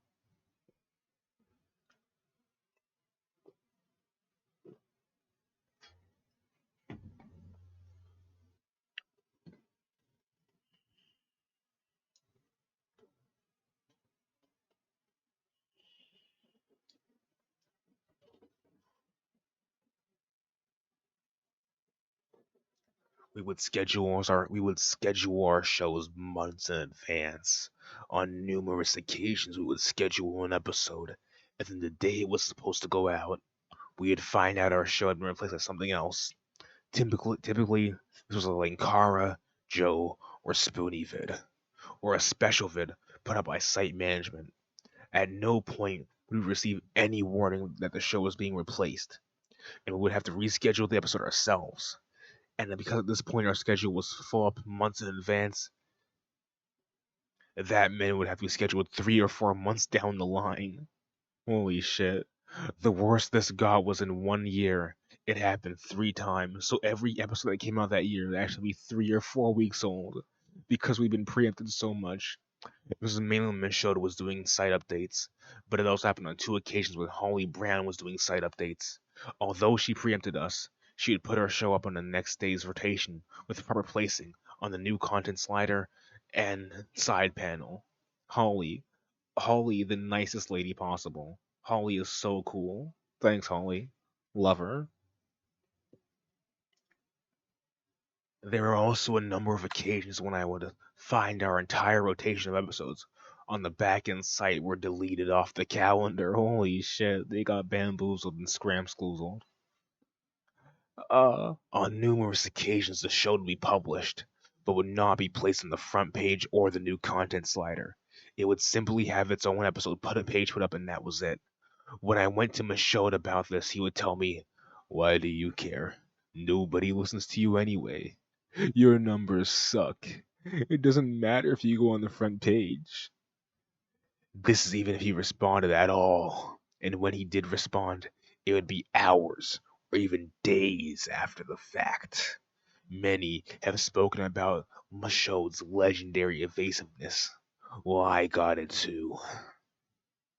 He would randomly message me to offer feedback on the show. Invariably, it was negative and mostly abusive. Your background music sucks. You need to lose the British girl. Our Sky, okay, Sky, I don't care about Skyblaze. She's boring. Why do you do so many movie reviews? We got dug for that. After several years of any problem with how we handle with not having any problem with how we handle our MP3 downloads, we were told randomly that all MP3 files had to be less than 20 megabytes in size? The fuck do you mean less than 20 megabytes? For an MP3 file? Jesus. I I scrolled down a bit too far. Not quite there yet. This is for a show that at the time had recorded audio from 6 people, plus background music, and ran for 2 hours. I had to purchase web hosting and host the files myself and send Michaud a download link, which half the time he wouldn't even post, and I'd have to chase him down and make noise that he would put it up to quiet me down. This continuous treatment from the management sent me into a deep, and at times nearly suicidal depression. Given the events surrounding what I'm about to relate, I will spare you the details of my emotional traumas.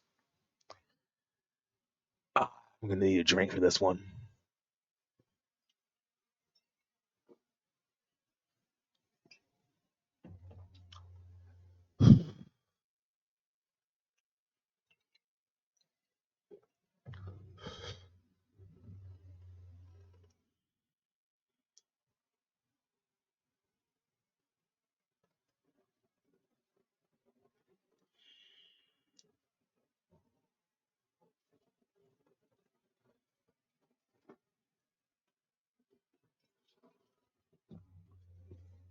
I just want to. It's related to the next passage, but I just want to. Oh, that's he's probably in this video. Then that's probably why actually. Before that, I just want to get what I'm thinking of.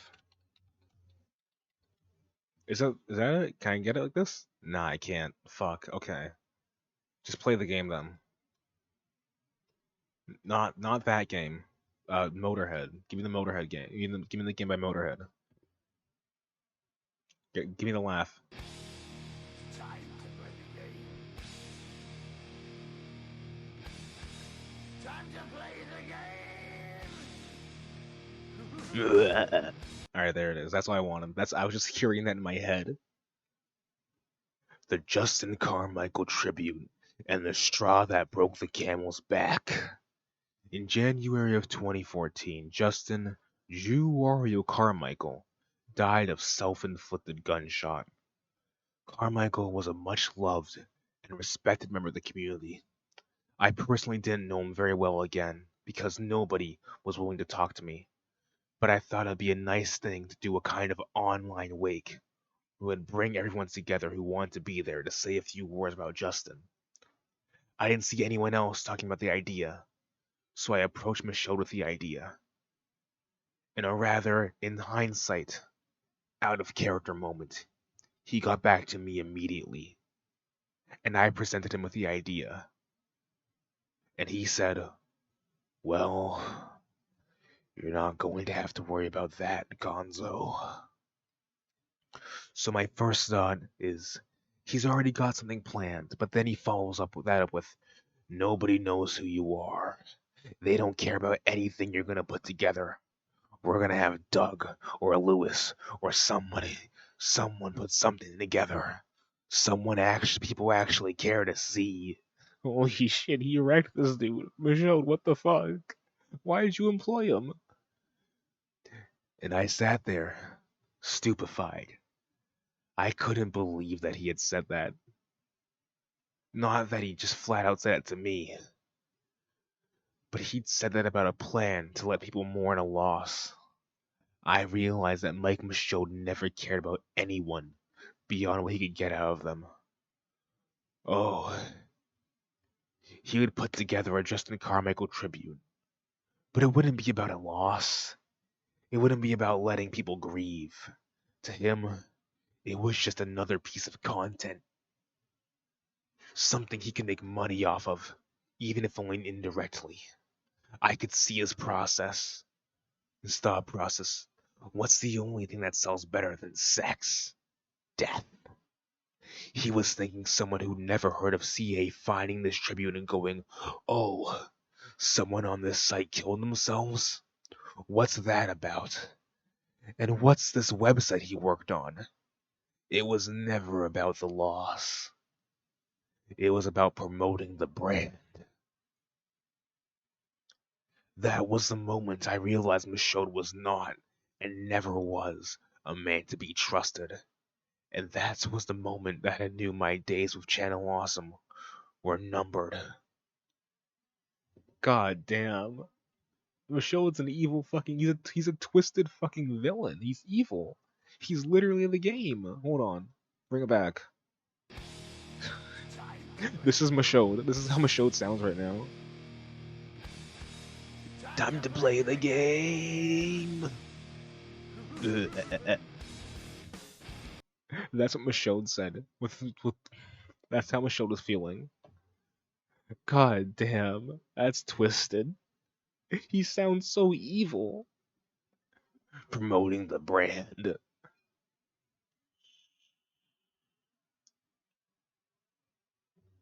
And you know what? You know what? Just to bring it back around to DSP, because I can't help myself.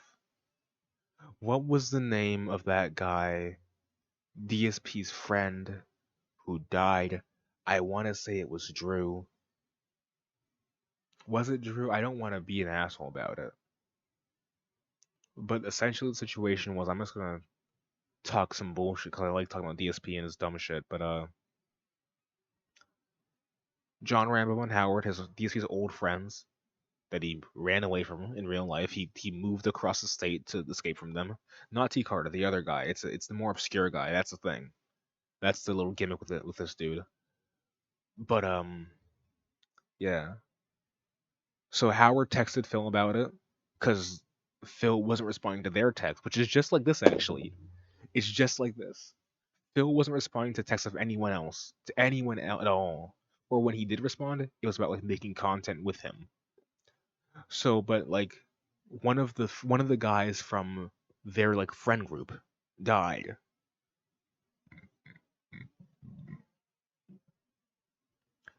That dude died, and like Rambo didn't want to talk to Phil about it. Rambo didn't want to speak to Phil at all.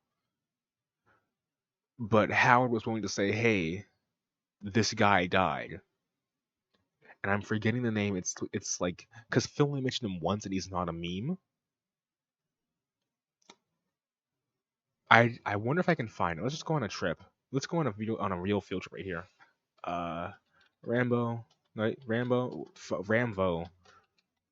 and Howard. I can just search. Yeah, there you go. There you fucking go. Usually it's back of everybody else. Basically, I think what ended up happening Phil's upset. once a week, just to He doesn't around you. He had no family or friends, but you had all the money. When I last year, yeah 2014. and I get in 2014, and I get a message from Chris. Yep, there it is. This is and it. a few other people. You see how quickly I found that shit? I visualize this play bar in my mind's eye, and I'm like, it's probably somewhere just around the middle. And I slide to it after like 5 tries. I find it immediately. and I did too. That Scott passed away. Scott. I'm making fun of this dude's name. He's a literal dead person. Scott. And I'll let Howard explain it for you. Yeah, I start getting messages from Chris. You called me as well. Yep. So you should set it up because it has to do with the Street Fighter community. It has to do with the Street Fighter community, which is a group of people like, and we don't talk every day to everybody. Yep. But it's a group of people that is kind of like a brotherhood, if you will. Might sound silly, but that's what it is to us. It's a brotherhood of people that spend a lot of time together playing games and traveling and whatnot. And when something like this happens, everyone contacts each other and we talk about it. And we talk about it. So one of the brothers has fallen. Yeah. So basically, Scott, and what people fail to realize is Scott is a very old school player. Old school player in a sense. The guy was playing since like World Warrior. Mm-hmm. And he's the true fucking road warrior. The true OG. True OG, to the point that, just to throw this out there, if you guys, if anybody that's on this video ever goes and looks this up, the video of This is some cool lore, actually. I like this. I like this like lore segment. It's pretty fun, but not the point. Yeah, Scott was like a half reference, but the point is that's this little thing here. The situation is a bit different because like Dr. Gonzo didn't know Juario, but it's a similar situation. Michaud kind of pulled a DSP where the situation was that Phil made a video about. No, Phil didn't even respond to Howard. That's the thing. Phil, according to Howard in this video, Phil didn't respond to the text message, but he made a video about Scott. I wonder if I can find it on PigPigGo. Probably not. Probably not. PigPigGo. Probably not. But let's try. But yeah, Scott was his friend. Phil made a video about it that was monetized, and then Phil took ads off it after the point because it's like, well, that's kind of scummy, Phil. What the fuck, man? When was the video made? Does it say? Does not say. Oh, it says last year? Okay, so it would have been. Oh, hey, Freya. Freya. What year was this made? Does not say. That's cool, thank you. And what do they got? Gugats. That's what they got. Motherfucker. Motherfucker. But yeah, Phil made a video about it. It had ads on it. Howard got pretty pissed about that.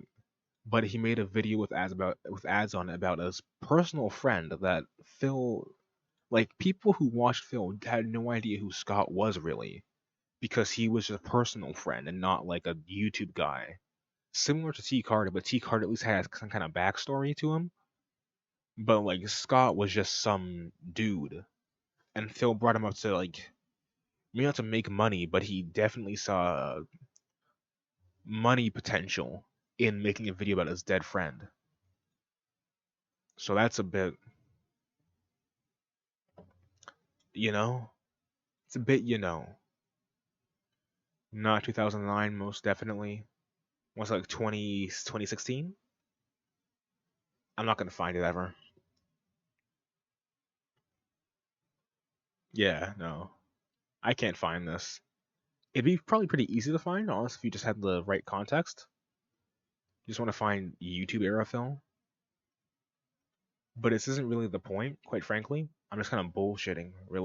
I'm just really bullshitting right now for no reason. I'm not gonna watch that video.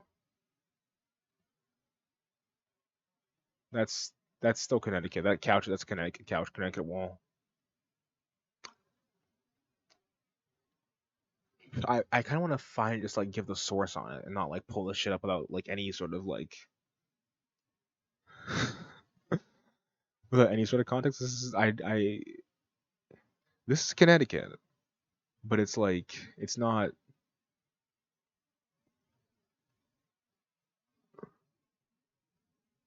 And I don't know, the title of it is just it's non-existent. Does not exist. And I don't know if it was like a vlog or something. It's just not easy to find. Scottie Pippen, of course, thank you. He played Attack on Titan? Fucking why? Why was he playing anime games? What did he just play things that come out? I guess he was. I guess he watched the first season of Attack on Titan when Cat came around. It wasn't 2017. It might have been, but it wasn't. I'm not gonna find it. Yeah, fuck it. So you gotta trust Rambo and Howard in this one, and not me. But whatever, you understand the point. It's a similar situation. Whatever. Back into the point. I'm sure you will hear from many CA contributors with the awesome producer community. I was a tight knit group of friends who stood up and helped one another, and got along oh so well. Let me tell you, after Aussiegate, what the fuck was Aussiegate? I don't remember any of that. The reason I believe that my abuse was at Michaud's hand when unnoticed and unknown until now is because I was so isolated from the producer community. People that I had called friends stopped talking to me or having anything to do with me. And people who say they're my friends now, who were back then in positions to know what was going on and could have helped me, stood idly by and I did nothing. What if I wanted to get anyone to come on the show? It just didn't happen because nobody would return my messages. So after a while, why bother trying? I never got any friendly, hey, seem like you're having a rough time, or hey, haven't heard from you in a while, how you doing? Nobody said anything in my defense throughout the entire time I was Michelle's whipping boy. I don't know if Mike Dawes remember about Michelle blackballing me to other Pete producers is sure or not, but it would not surprise me at all. Isolating a victim from their support network is textbook abuse tactic, and I was basically locked alone in a dark room with Michelle for all the support I was able to get from the community. So the only conclusions I can draw was that either Michaud told them to stay away, or none of them really cared enough to ask after me and find out what was happening. I don't remember the community because, quite frankly, I wasn't a part of it. But let me be clear. The soulless, money-grubbing piece of dog shit had us all fooled. If you could take one lesson from my story, let it be this. Channel Awesome is a meat grinder. Its owners and managers are all fat swine, feeding off the flesh, the blood, sweat, and tears of good people. Them and their like care nothing about you, your well-being, or your ambitions, and they will tear you open and suckle on your innards if you give them a chance. Maybe that's not the happy ending people want to read. But if other drama teaches anything, it's that nothing involving Mike Michaud has a happy ending. God damn, you cut a promo on him. Jesus Christ. Shoutouts to Dr. Gonzo for that well-worded message. Thank you for the tip. He hasn't played God Hand? I feel like has he not played God Hand? I feel like he would have definitely touched it once, and if not, then he almost definitely should, because it would only make sense. Nothing? Really?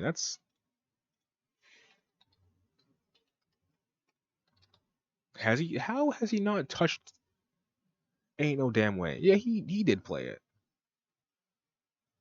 But there's no playlist of it. Which is interesting. Huh. Oh, the Rage Marathon? Okay, yeah, there it is. That explains it. DSP tries to blasphemy to the god. Oh, okay, I figured that. It's really weird that he hasn't played it fully yet. It seems like it's right up his alley, actually. I feel like he would almost definitely enjoy it, but I guess not. And then he did play Ninja Gaiden that one time. Was that also the Rageathon? Man, that Rageathons fucking suck. They all suck. The Rageathons are so terrible. Yeah, Ninja Gaiden Black. Never played the actual full game, but he did play. Oh, hey, that sounds like Kojima. You guys like those dudes, right? That's the SOK, dude. You guys like the SOK, right? Yeah, there it is. Yeah, this fucking these suck. Because he plays for like 1 hour and doesn't play it ever again, so it's just sitting there. Ugh. King of Retro, by the way. Let's skip to the good bit. Go to the middle. Hello. Okay. Nothing hit me, but I fall off the platform. Okay. I don't like watching this same fucking room over and over again. That mic. I cannot believe you uploaded this whole shit on YouTube. This mic quality is amazing. Honestly, there's a big part of me that wants to do an SOK. I wanna Let's Endure an SOK Let's Endure. And I think I might just. I think there's a really big part of me that's like it would be kind of funny to do a Let's Endure. I would need some. I think I need some other assholes to do it with me. Yeah, I definitely would. I would need some other people who would be willing to like.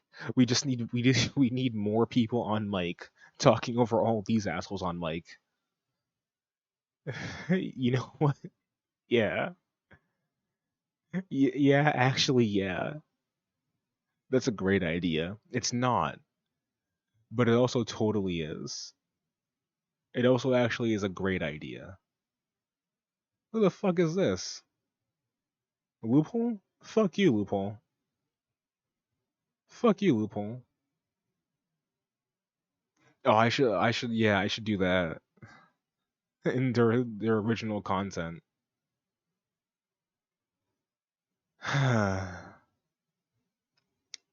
it'd be a it'd be a lofty idea.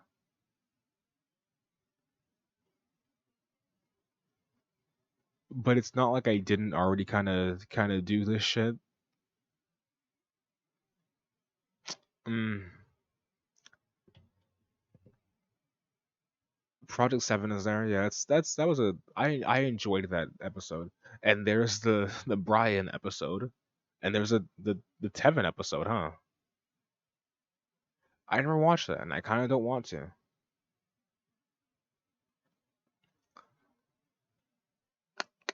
Oh, the water charity? Ah, classic. Ah, a lot of good content in here.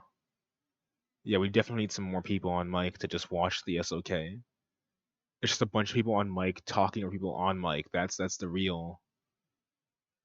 That's the real. Is that a 7-year-old Timbo Slice reference? Timbo Slice. We coming for you, nigga. Huh.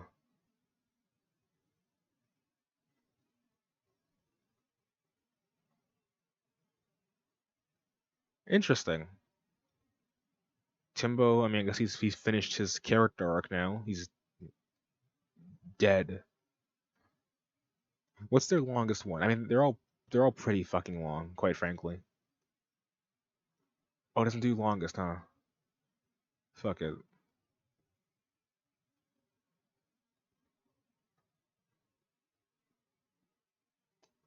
And this is their last one. That's the last one. Timbo's listed on the pot. I had no idea, huh? Man, Phil has some quality friends who would never betray him ever, and never talk to his enemies.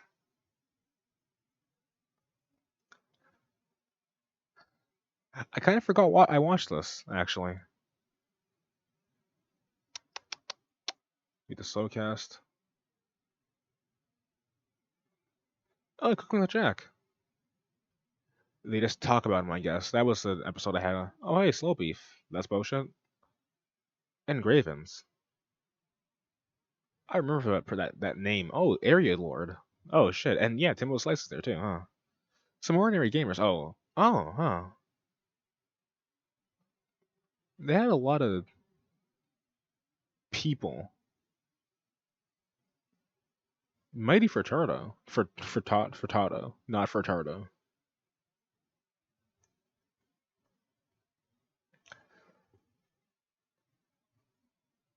Cerulean 86, I know that name. Oh, and Jaha. Holy shit, Jaha? I should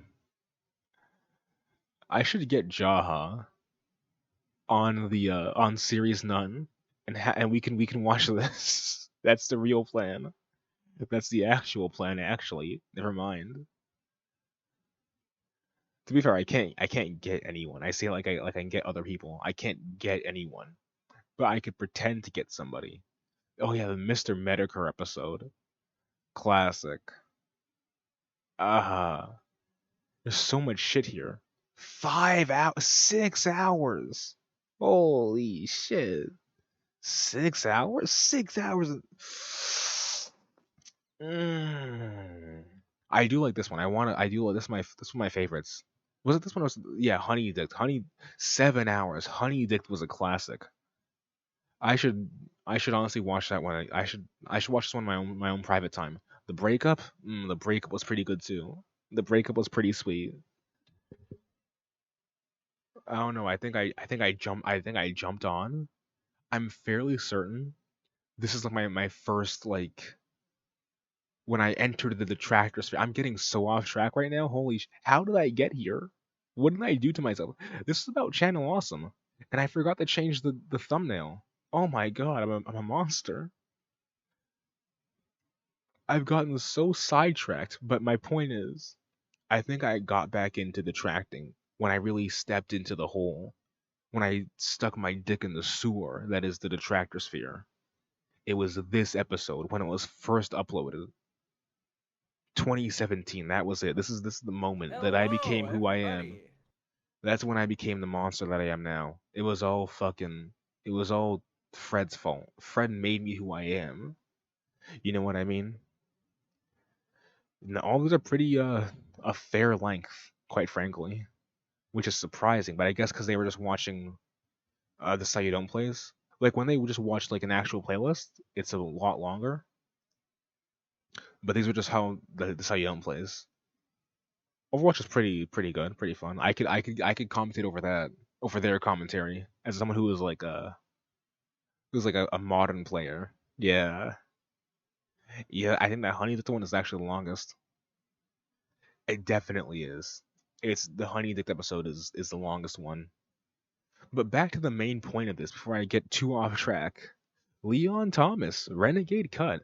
I joined Channel Awesome in February 2011 and stayed until April 2016. I was brought into the fold when Channel Awesome launched Blistered Thumbs, a related website dedicated exclusively to video games. Eventually, I made a new web series and requested to be switched over to the main website. Compensation to Blistered Thumbs writers came only in the form of occasional review copy of the game. No actual paid compensation. Those who were video producers like myself received nothing. Like all Channel Awesome contributors, we were paid in exposure. Blistered Thumbs eventually died due to neglect by Channel Awesome management. Because of this, it is difficult to know for those who work there to use their experience with Blistered Thumbs as a business reference to gain paid work. In other words, the exposure did not work in the way contributors helped.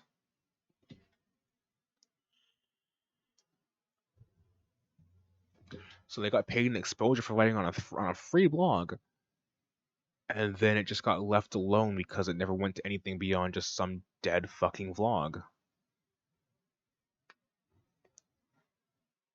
Honestly, I wonder if the reason why he could never get like anyone from Blip on is because the Blip shit was kind of old when it happened, and I doubt that anyone who was actually working with Blip would know like the Phil lore. Because Phil only mentioned like one dude by name. I don't want to. I'm gonna get sidetracked. I know I'm gonna get sidetracked. I'm gonna like find the DSP blip video. I'm searching. My hands are moving before I could even think about it. DSP blip TV. My hands are just moving. I'm just doing it. The racism saga, classic. I want the raw video. Shut up, James. I want the raw Phil video. I can't even find it anymore. I can't even find it. You see that? This is the negativity at work. You can't even find the video because Phil doesn't name his shit like anything. Can you imagine? I can't even find it. But yeah, I don't think anyone who cares about Phil or anyone who was on Blip and mattered, or like who mattered on Channel Awesome knew about who Phil even was, which is surprising and kind of sad. I really wish you got that DSP AVGN / Star Trek crossover. That would have been great. DSP is bankrupt. That's the classic sign. You know what? Hold on. Before anything, Adam Cole? Adam Cole.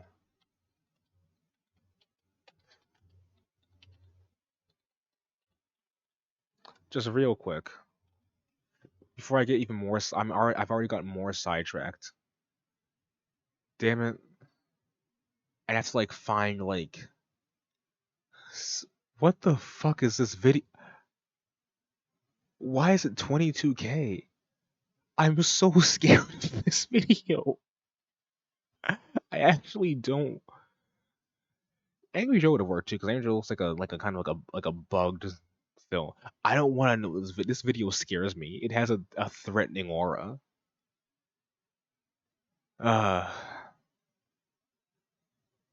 Adam Cole did it. I know someone else did it too, though. Who was? It was another wrestler, but maybe it wasn't. Fuck it. You know what? Fuck it. We'll do it live. There's no words on it. Let's try DSP. Let's try DSP. Let's try DSP. Yeah, there it is. TJ Gamebox. I can just do that. And Gamebox goes $5. Oh, the camera's on. Yo, the way he recognized that. First things first, I want to give a shout out to New Legacy Inc. and Johnny Blood. Because you know what? New Legacy Inc. Classic wrestling content, video game content, and they glowed up. Johnny is working with he has his own wrestling promotion, working with actual wrestlers on stream. So like, I want a frame by frame.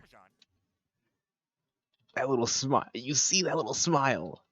You see that little smile. He gets. You see that joy. He's like, that's pretty funny, and immediately he goes into joy mode. He's so happy, and then there was an extra second of realization.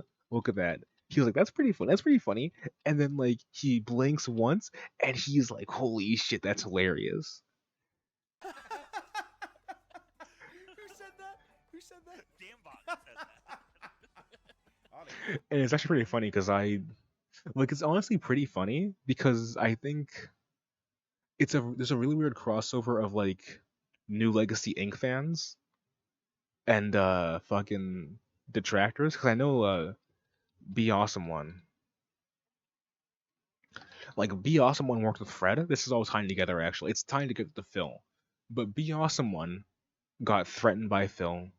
He was working with Fred and did some slightly homoerotic operations.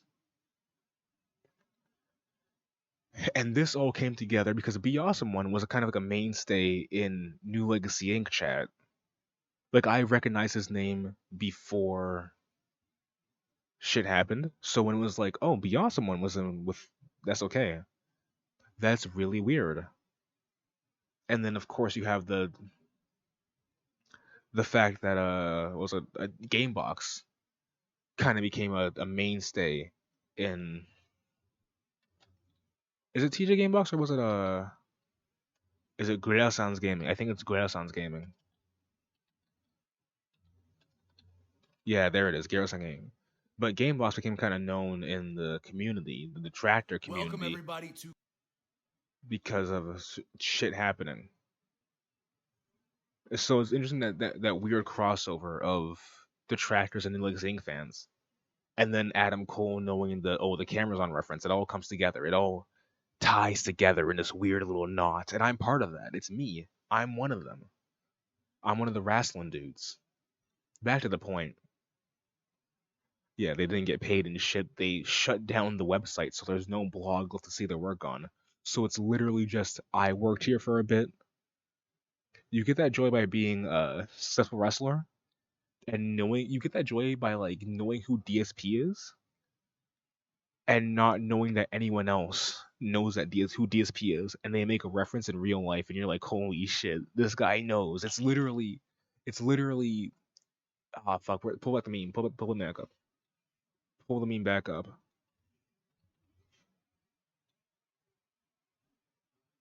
It's the shit. It's the inverse of this. It's the inverse of this. This is you when you know who DSP is, and you know no one else knows. This is you when you know who he is, and you know someone else knows. That's what happens. That's the joy. That's how that joy kicks in. All right, fuck. Early in the days of my new web series on Channel Awesome called A Renegade Cut, Doug Walker made a rebuttal video editorial of my short video on the Big Lebowski. He used footage from my channel without asking me. I believe in some level of fair use, but this is a remarkably unusual thing for management to do to a subordinate. I believe Doug Walker thought he was doing me a favor by simply referencing my web series. I found it insulting that I was not consulted. Channel Awesome does not in any way own rights to videos made by unpaid producers. I mean, it's fair use. He used your shit. It is kind of weird that he like punched down on you, but it's not that bad. A history of broken promises and extreme lack of communication between management and video producers eventually created a tense relationship. After years of persisting, Michael Michaud finally agreed to meet us over Skype in small groups about 4 at a time. In my meeting, Michaud claimed we would do what he thought would meet our needs, and presented himself as agreeable and understanding, but over time he bowed out communicating with us completely. By the time I left the company, Michaud had long since left the official. Oh shit, he left the Skype chat entirely. That did I forget that part? Because I think it was mentioned earlier, but reiterating is pretty important. And like the communication issues are kind of a big thing in this, and so the idea that he actually literally left the Skype chat with his employees, so he couldn't communicate with them any other way. That's pretty intense. Sean Fowles, epic fail. When I was at Channel Awesome for the first year or so, I found myself regularly in a group call with Michaud, Bargo, sometimes Ellis, Aussie, Rollo, and myself. Usually some sort of mix and match of all of those. But sometimes calls would end up just being Rollo T, myself, and Ellis. We had a pretty different sense of humor, and our personalities worked out, and we'd sometimes spend the convos just laughing our asses off at whatever the hell we talked about that night. However, one night in particular, after a call, Ellis kept messaging me afterwards on Skype. It wasn't unusual. We usually just BS about stuff. However, he was supposedly intoxicated. I think I recall this. I do recall this happening. I feel like it was a dick pic. Yeah, it is. Just look down a little bit. I say supposedly because that's the excuse I heard later. But he was typing very coherently, not one misspelled word during our conversation. What started as a simple enough conversation quickly became a very uncomfortable one. He kept asking more personal questions, eventually going full in. I heard from a little birdie that you were gay. Oh, I heard you were at least bi. Oh, so you're just curious about guys then? Really, really pushing as if he was fishing for something. Maybe he was desperate. Well, guess what? DSP works into this too. Fuck you. DSP gay boy. Pull up the gay boy clip. Let's go. Pull it up. This is Mike Ellis right here. Yes, they said that you're a gay boy. And that we're gonna make love to each other tonight. That's what Ellis was saying to him. That's literally what happened. This is a CrossFit documentary. I should do this. It's inappropriate. Is someone gonna die? That you're a gay boy. And that We're we're gonna gonna make make love to each other tonight. That's he literally like okay, listen. Yes, they said that you're a gay boy. They said that you're a gay boy. Okay. Where is it? I heard from a little birdie that you were gay. Or at least bi. And then he wanted to say And that we're gonna make love to each other tonight. that's what he wanted to say. That's what he wanted to say. And we start with the fucking POV. No, go back. I want it. Oh, damn. I have to. Yeah, there it is. It's the fucking Ethan Ralph angle. And the smart water in the background, the Alienware. It's the Ethan Ralph angle. If you. Speaking of the Ethan Ralph angle, when you don't know, when you know, but it's definitely the Ethan Ralph angle. It's the Ian Miles Chong angle. But in reality, it's the Gunwave channel. Just imagine. That's the angle. That's absolutely the angle. It's the gun angle, baby.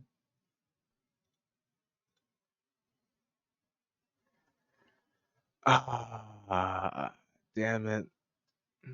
I can't keep going on these trips, and I can't keep finding these DSP clips. That was a rhyme, by the way. That was a sick rhyme. The conversation quickly turned very one-sided and even more uncomfortable as he went on telling me all the things he wanted to do to me. The things he wanted to do to him, he wanted me to do to him. Just give him a shot, he said. It's literally. Yes, they said that you're a gay boy. He literally did that. We're gonna make love to each other tonight. This is oh, they say you're a gay boy. And this is we're gonna make love to each other tonight. This went on for 2 hours. 2 hours. For these 2 hours, I typed not one word to him. He had this entire conversation with himself and multiple times tried the whole, oh, sorry, I didn't mean to scare you off tactic with me, as if that was going to make things better. This dude got sexually harassed in chat.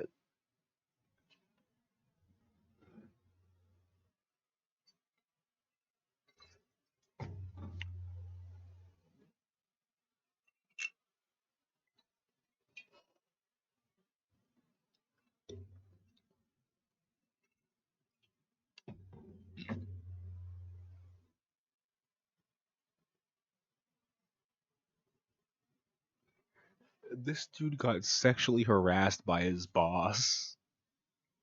She got hit with the gay boy clip.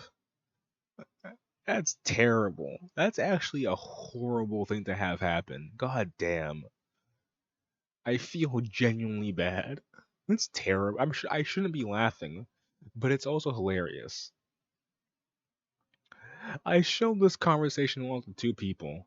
I believe I showed part of it to Roll T because it freaked me the fuck out, and he was the guy I trusted most. And I remember being completely blown away. The other person I showed was Mashode. Oh no, you don't show to Mashode? That was your second mistake, buddy. The first was signing to Channel Awesome.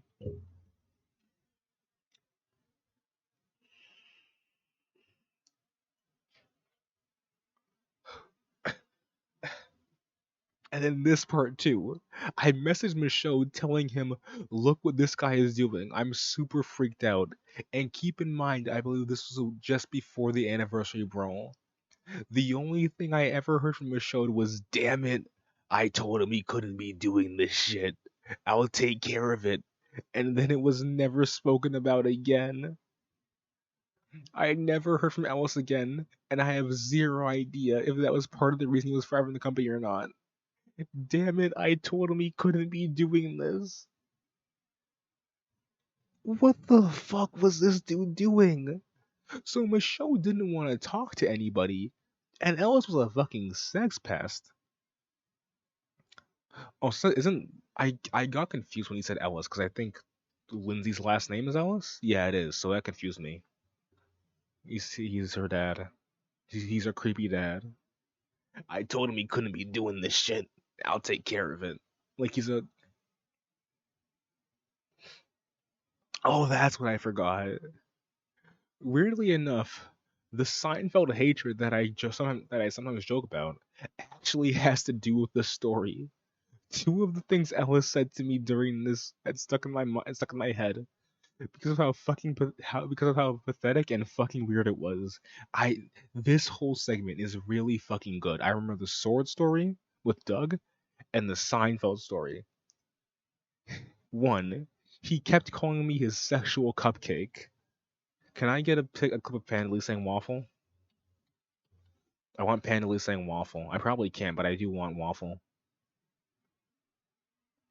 Cause I want a DSP clip for everything. Just give it to me. I can't. It'd be if I try vlog. It might be in no, because that's the name of the playlist and not the actual videos. The fucking waffle segment. That's still cat. Cat's still there. Devour. But you get my point. My sexual cupcake. After those hours of him talking to himself, he finally gave up talking to me. But he didn't make one last ditch effort to hit on me, and it by far was the worst pickup line I've ever been given. Hey, hey, hey, hey, hey, Sean. Hey, Cupcake. Do you like Seinfeld? No. No, I do not. This is one of the most standout points because this is to me it's very it's not succinct, but it feels like every paragraph is just as long as it needs to be, and it's just like a kind of like a crystallized point that should be focused on and not this fucking school shooter, this manifesto. Hey, hey, hey, hey, Sean. Hey, Cupcake. Do you like Seinfeld? Ah. Shout out to Beth Elrican. I have no idea who she is. Before I share anything, let me state that for me, business and friendship are two different things. The Walkers and other CA crew have been and continue to be good friends of mine. Others may not share that view, and that's their right. After I lost my last FT, Future Transmissions filming technician? It actually might be film technician, honestly. It might, I mean, make sense at least. I'm gonna feed. I mean, it's not like a term. It might not be a term actually. I don't know what it. I think I'm just making shit up. No, I'm gonna go with film technician because that makes the most sense to me. Let me Google this person. I almost said, let me Google this bitch, and I have no reason to. It doesn't make sense to me. Doesn't make sense to me. I don't know why I want to say that, but I was going to. Beth Elderkin, content manager. Damn it, LinkedIn, you fucking pieces of shit. You fucking stupid motherfucker. Motherfucking piece of shit, fucking LinkedIn. Fuck LinkedIn. Whatever. Film technician. After I lost my last FT job, I started working with CA on a channel called on a series called Awesome Comics. I was promised by Mike an hourly rate that turned to be for what turned out to be several hour shoots, including waiting time. Travel time was my own cost, and in hindsight, it shouldn't have been. It wasn't until later that I recorded the first episode, along with taping a several-hour intro sequence, that I find out I'd only be paid for 1 hour, the hour I'd been on camera.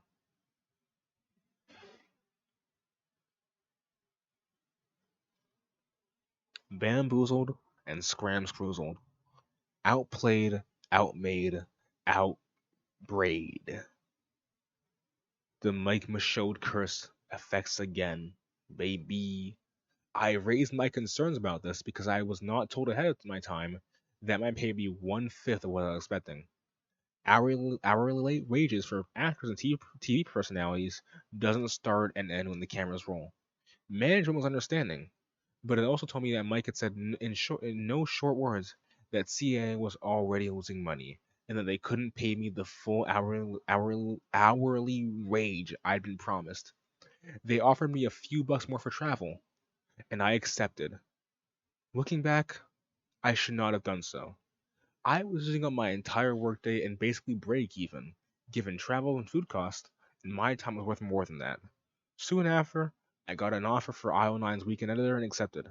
It meant having to quit CA for a couple months after I started, which I felt guilty about, but in hindsight, it was the right decision. And then you go to the future, and she, oh, she quit this year, huh? So she would have joined in 2016? I'm bad with the years. But if it was a 5 year span, yeah, 2016. So, fair enough. Eventually, my working relationship with Channel Awesome ended. It was because of a number of things, namely my career, but I will say if management had paid me for my work with CA, I would have been more inclined to stay. I'm still grateful that my husband and I were brought into the CA family, and I wouldn't trade that experience for the world. I made some wonderful friends in my career due to my time there, but good experiences don't negate unacceptable ones. I share the story not to shame, but to educate. In a gig economy, we're tempted, coerced, and sometimes even forced to lower our value in order to get by. You're worth more than that, as was I. That's a fucking rhyme. That's a bar. I share the story not to shame, but to educate. In a gig economy, we're tempted, coerced, and even sometimes forced to lower our value in order to get by. You're worth more than that, as was I. That's a good rhyme. That was intentional. There's no way that wasn't intentional. The coerced and sometimes even forced, and then in order to get by, you're worth more than that, as was I. That was intentional.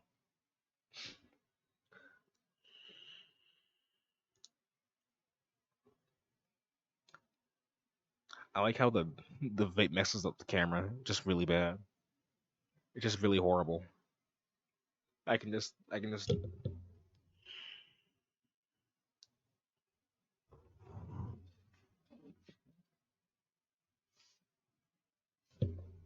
and I'm gone. If I wanted to, I could disappear from. It's a magic trick. Check this shit out.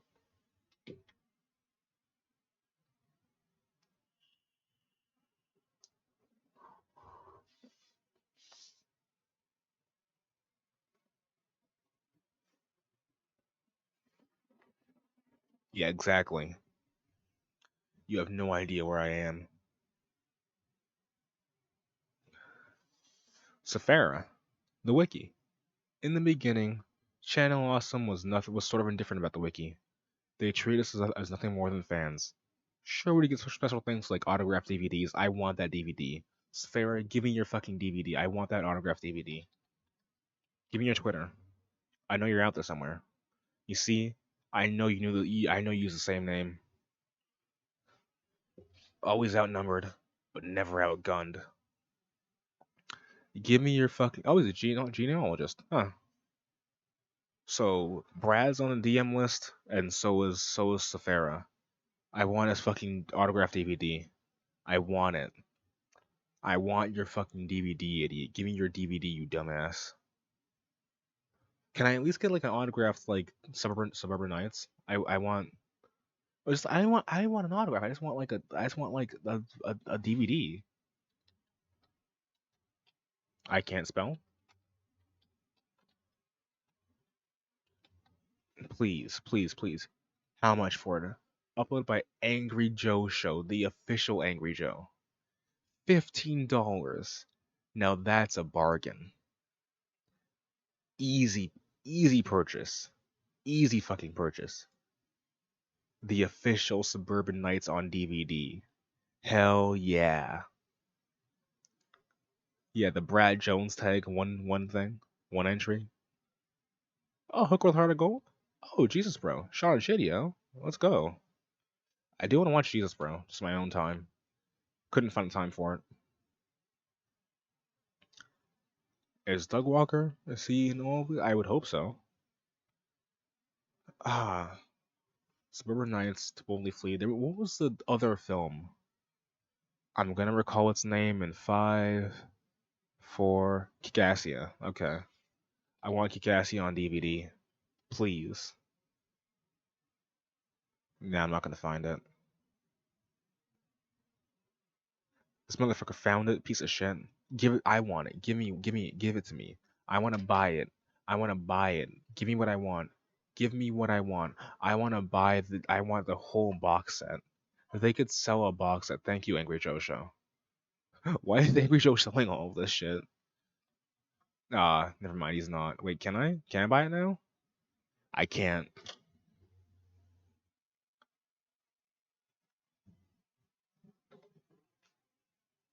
I can't find it. Damn it. This sucks. Life sucks.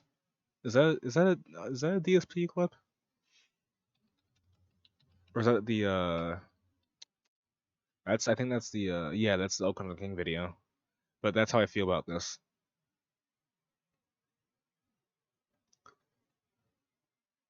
Has Phil ever said life sucks unironically? There's no way.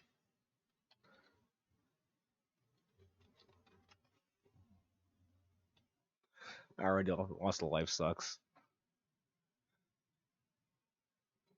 Breaking point. I was like, damn, dude, my life sucks right now because there's so much negativity and hate towards me. That's how I well not the second part, but About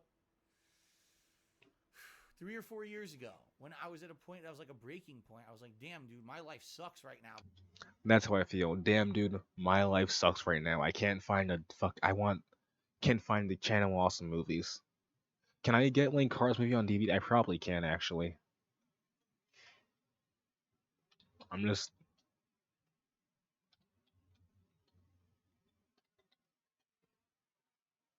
I actually can buy it because Linkara has a website. Maybe he doesn't. Store?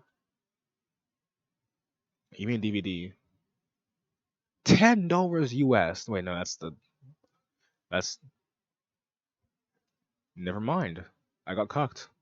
It's not what I want. It's actually not what I want, so thank you. Thanks, asshole. Can't buy anything anymore. I can't do anything anymore. I can buy it on Amazon though. $20. Alright then. That's what I'm talking about. But shipping location. Oh.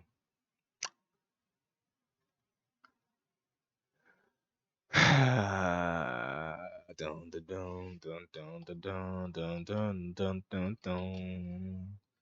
Welcome to Atop the Fourth Wall. The bad comics burn. The Linkar is gonna teach you all a lesson you'll all learn. Brodsky, you're not the smartest.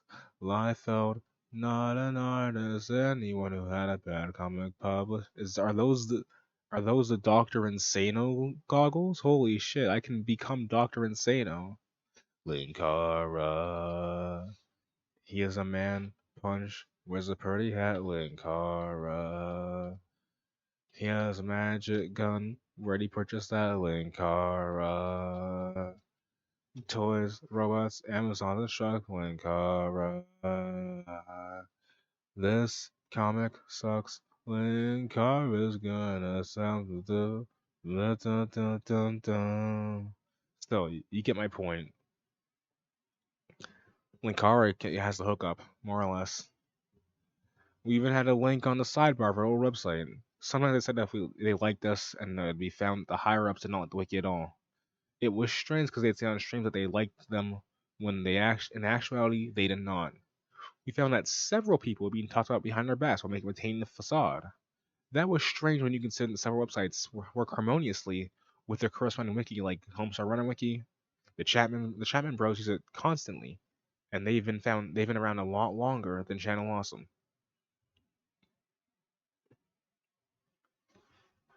I want to say Bob Chapman is just fucking movie Bob. I don't think that's the guy we're talking about here. It used to be relatively easy to contact administration when it came to blogs. Now errors pop up when users go to the post. They just don't seem to care about fixing various issues that can be fixed. Site's management was often neglected to update various parts and leave the blogger spotlight untouched for months or even years at a time. Alright then, Topher Ames. I was invited to join Channel Awesome as a writer in late 2009. A short time later, they warned us that the article section would soon be disappearing from the website. Why they would hire me so close to making the decision was a bit questionable. Not wanting to immediately lose my chance of having a platform, I decided to essentially tackle my article topics in video form. They were a bit rough, and I was a bit young at 17 to tackle essential cinema.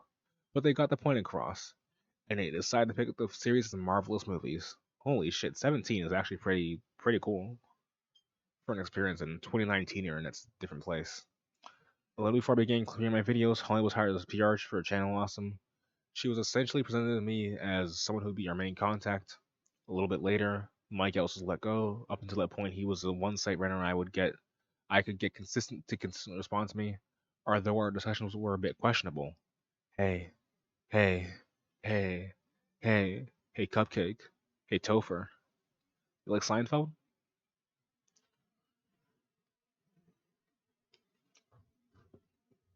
Such as the time he randomly mentioned the fact that he was high. After the third episode, a few issues began to pop in my personal life. On the simplest level, it was my senior year of high school. Stress was kicking in as I focused on school. But what really took my focus away from the site was the fact that I was finally accepting that I was gay. Which, living in a town of only 5,000 people in rural Illinois, is a scary experience. Now, I don't want to make accusations of homophobia towards the light and like towards Shannon Lawson, but at the same time, the idea of going to someone like Michaud and saying, "Hey, I'm having some issues with my sexual identity and need some time away from the site to figure things out," certainly didn't sound inviting. However, as I've said, Holly was presented to me as a key member of the team, and she had been open about her own association with the LGBTQ community, so naturally, I discussed coming out to her. And I made it clear my time would be occupied for a couple months. Of course, things didn't go as smoothly as I had planned. Pretty soon I was faced with the threat of not being allowed to go to college to coming out. So you could say it was already a stressful period and might turn into a threat against my future. As you can imagine, creating content for That Got the Glasses wasn't the main focus at that point. Yet, throughout that time period, I remained determined to better my content. I consistently worked on improving my style, but avoided publishing any videos until it was up to the standards of other producers. I became focused on how to make a positively focused series entertaining. I even put a bit of money down on the camera.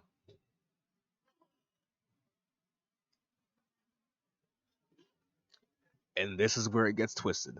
Finally ready to return to That Guy with the Glasses, I contacted Bargov for my improved series ready. However, while getting ready to message him, I happened to look at the website and noticed my videos were no longer in the drop-down menu. Instead of going straight to my video, I instead brought this up. He claimed that because I hadn't produced anything in several months and hadn't contacted anyone about why, they decided to remove me. I had just a few issues. 1. I had contacted someone, Holly. 2. We were all connected on Skype.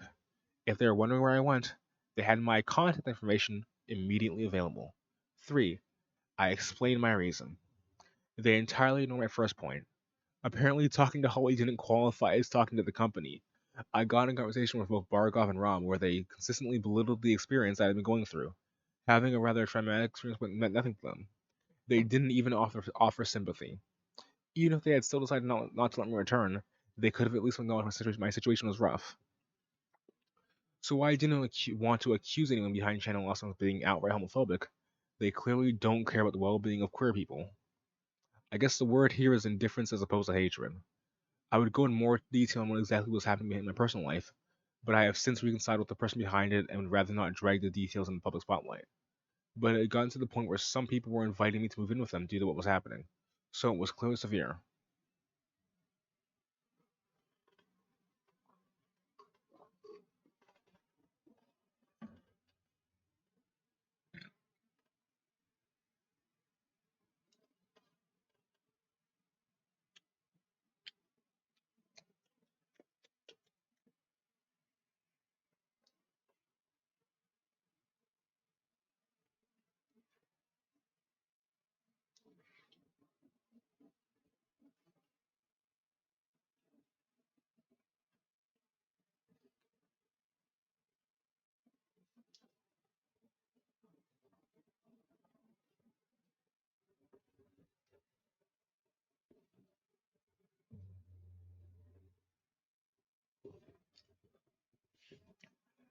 After spending an hour repeatedly telling me none of that was good enough, none of that was a good enough excuse, I'm dying. Rob and Bargov told me they would discuss on the show whether or not I'd be allowed to return to the site. But it was clear from their language it wasn't actually being considered.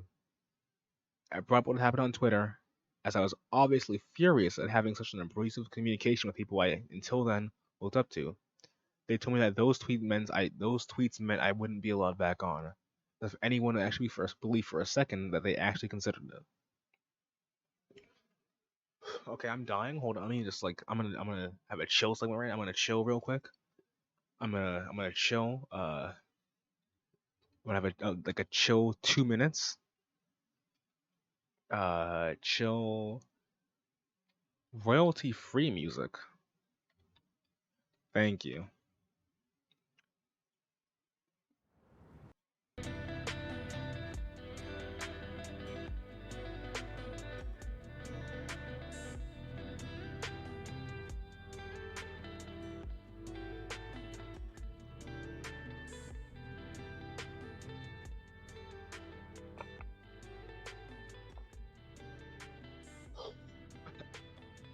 Yeah, no, I'm actually perishing right now. I'm disappearing. My mind is just not exactly right there right now. I pulled a bit too heavy on those last vapes. Afterward, I had to directly remind them that I was also an article producer, and my writing was still up. They even asked if I wanted them to be removed. Why was that a question? They had just released from the company on incredibly bad terms. Why would I let them keep the articles up? That's pretty fair. Unfortunately, I was the first person let go from the site without being told. Being the first, it left the impression that my content was just terrible. Was just that terrible. I quickly removed any contact I had with other producers, and I was convinced everyone was on their side. Even my debut video was published in the final time slot of its night. They clearly didn't want me there from the beginning. It wasn't until I saw Change the Channel mentioned on the forum that I realized they were acting this way to everyone else. Hell, looking back, I would have loved if they just told me, hey, your videos aren't that great / not getting enough viewers. Because I could at least agree that, yeah, my first few videos weren't especially that great. And I'm pretty sure that's the real reason they removed me, but instead, they fumbled that conversation so badly that they had convinced me I was being let go for coming out at an inopportune time. It's saying something that even through all the actual trauma I went through while coming out, my worst memory from that era was my conversation with Rob and Bargov. And America. Broken promises and other lies. My introduction to the channel Awesome as a member of the channel Awesome was in a group. Hold on. Was a group Skype call with Mike Michaud. During this call, we were told that the following things are going to happen to us. A. Each of us will be promoted routinely at the top of the page to draw eyes to our content. Doug would do a video promoting us on our video for that week. It would also be cross-posted with the South Dakota video for that week. Did this happen? Partially. It's been 2 hours and 38 minutes. God damn, that's a lot of content. Well, all of the above did happen. It only happened one time. In addition, when Doug promoted us, he sounded condescending and indifferent. It was barely a plug at all. I was quite put off by his attitude throughout, almost as if he was talking about anime was beneath him, like he was being forced to do something he had absolutely no interest in. On top of this, for no discernible reason, once the first run for our new producer was over, they had incorporated all of the already established well-known producers. They clearly had no need for it. Doug never did any promotion for anyone, and being featured did very little for us in the long term. We would receive sponsored giveaways to go along with being featured from companies like Amazon, Humble Bundle, Gamefly, and others. Did this happen? No. Instead, when it came to our producer spotlight, we were told that the giveaway was optional, and if we wanted to do it, we'd have to arrange it ourselves. There was no sponsorship, simply a free gift card. C. Everyone would visit the CA studio to meet with Doug and Rob to discuss how to grow in the CA community, and develop an audience there. Did this happen? No. No offers were ever extended. No further word on this was ever heard. And when I brought it up with them, I was ignored. 3. New custom headers for the new channel, also ones that would be created to reflect the producers posting videos that day. Oh, producers posting videos that day, creating a dynamic eye catch that would indirectly promotes everyone. No. Only after asking about it a few weeks later was I informed that it was being scaled back to only feature big producers like Linkara, Brad, etc. It was then simply dropped, or silently dropped, excuse me. E. Mike said that he had to be hands-on. He'd be hands-on with us initially to help with our integration to the site and make sure we became members of the community. Did this happen? No. Mike would always respond to my questions and concerns that I was annoying / and/or not worth his time. He always had his Skype set unavailable, and if he responded at all, it was not until I prodded him multiple times to do so. Eventually, he left out entirely and assigned Greg to communicate with us, who also, after only a couple of months, stopped replying with any degree of immediacy. We were never seen as assets to them, only burdens. Punishing from the top down, minus the bottom. I would have thought that, as with anything in life, us news in the fold would have faced the strictest enforcement for violating the rules set out for us. After all, we were the rookies. We were the ones who need to be made to adapt to their way of doing things we never had before. Instead, on multiple occasions, Greg, possibly via Mike, doled out the harshest punishments on the veteran producers who, in every case, had never done anything and who had never once stepped out of line. As has been well documented, Chaos D1 faced the harshest punishment, being removed from the site for being only 1 day late with his second video for the month. Even though he had been with the site for years and had never before been late, Tom White also experienced the same treatment from when private matters from his life also caused him to be 1 day late. Exactly like D1. He was told this was his one strike, and that if he did it again, he'd be permanently removed from the site. I personally witnessed all this play out in real time.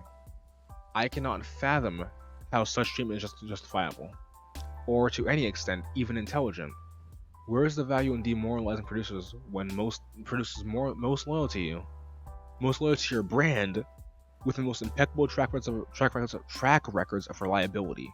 What sort of people would blatantly respect and demean those who they should ostensibly value? I cannot read. Holy shit.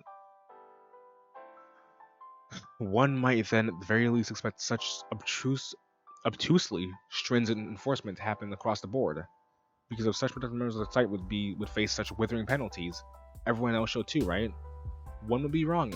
In fact, I heard from several small producers that they went several months in a row without publishing a video, didn't hear a word from Greg, and remained on the site with no acknowledgement whatsoever. So just...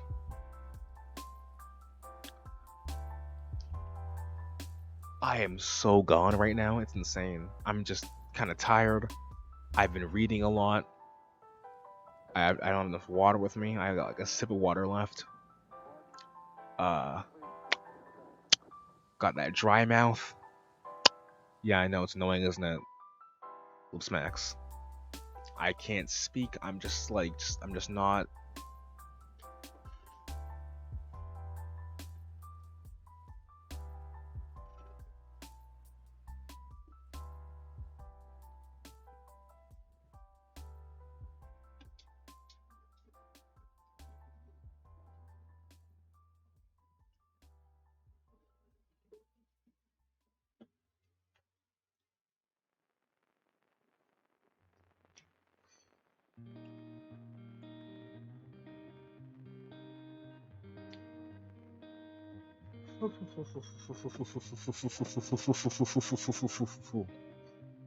I'm trying my best here. There's a big part of me that really wants to get through it. It's just this big part of me that really wants to just kind of power through. Like, there's not a lot left, but there kind of is. But I don't want to be like 3 videos on this, so I'm gonna just go for it. Well, it has become very apparent. Well, it has become a very apparent reality that CH only cares about Doug Walker in this series somewhat recently. This has been the case since we were brought into the site, if not earlier. Since the beginning of our tenure, I was taking a look at the website, where I noticed a sidebar widget titled "Popular Videos." Not surprisingly, all the videos were nostalgia credit episodes, with maybe a Linkara video poking in once or twice. In addition, the widget was placed above the daily video sidebar, meaning people were more likely to just click away from the page featuring our videos and just watch an old video of Doug's. I contacted Greg about this and questioned the purpose of advertising Doug when the overwhelming majority of people who come to the site already did so primarily for him. I suggested the widget can be modified so that it only included a maximum of 1 video from each producer. This way, others would find their spots on the list and possibly some new producers as well. Before suggesting this, I even contacted our web developer, who confirmed that such a thing was definitely doable. Greg responded by telling me that such a thing would be completely impossible. Obviously, this was objectively false, but not wanting to appear hostile, I then suggested the possible addition of another sidebar that featured the most popular videos from new producers. Call it popular and fresh, or something like that. For the record, I suggested because I can do it myself in WordPress. Greg said they might reconsider, but it never came to pass. Instead, the popular video sidebar was deleted, and nothing was ever done for us, as the only takeaway for them was how immensely popular Doug was. After all, that's the only thing they care about. Conclusion: the entire reason why I started making videos online was because of That Guy with Glasses. In fact, the first 2 episodes on our flagship series, in America, we included inspired by That Guy with Glasses in our opening credit sequence. I was so excited to join the site that I posted it as a milestone in our Facebook group. The day I got the news. 3 days later, I was unhappy, not valued, neglected, and getting absolutely nothing out of it. The other producers' overall misery permeated our side chat as only a few were getting any positive out of it anymore. What really drew the line for us was how Chaos Eagle and Tomlet were treated. We weren't around long enough to hear about everything else that had gone on, and I had no desire to be part of an organization that treated long-standing contributors with such disregard and disrespect. While we never personally suffered any direct abuse from leadership there, we also never received any real aid. Our views dropped off the map, as did many others, and no one better than I. I do not miss Channel Awesome. I would never want to be part of it again. And that, for me at least, is the worst part. Tom White, Mike, Birdman Dad, had worked really hard on Blistered Thumbs. He created daily content for a long while, and they also had extensive background in PR and promotional work, and had a number of contacts in the industry that he tried to use to help promote the site. He offered his expertise to Michaud lots of times, even including drafting up formal proposals to help turn the site into a successful gaming website. He was completely ignored, and later, Blistered Thumbs tanked. When they migrated all the BT producers over to That Guy with the Glasses, they ignored Mike Dodd and essentially dropped him from the site without telling him. I was on a Skype call with Michaud when he was explaining how to use the That Guy with the Glasses system, when he casually mentioned Dodd was being let go. Mike had to hear the news from me. Oh, that's horrible. Here's a recording from the Skype call. This dude pulled out the recording. That's my guy. This guy has the Skype call recording. Fucking Dropbox motherfuckers. Thank you. Look at this dude. He pulled out the recording. He pulled it out. Thank you.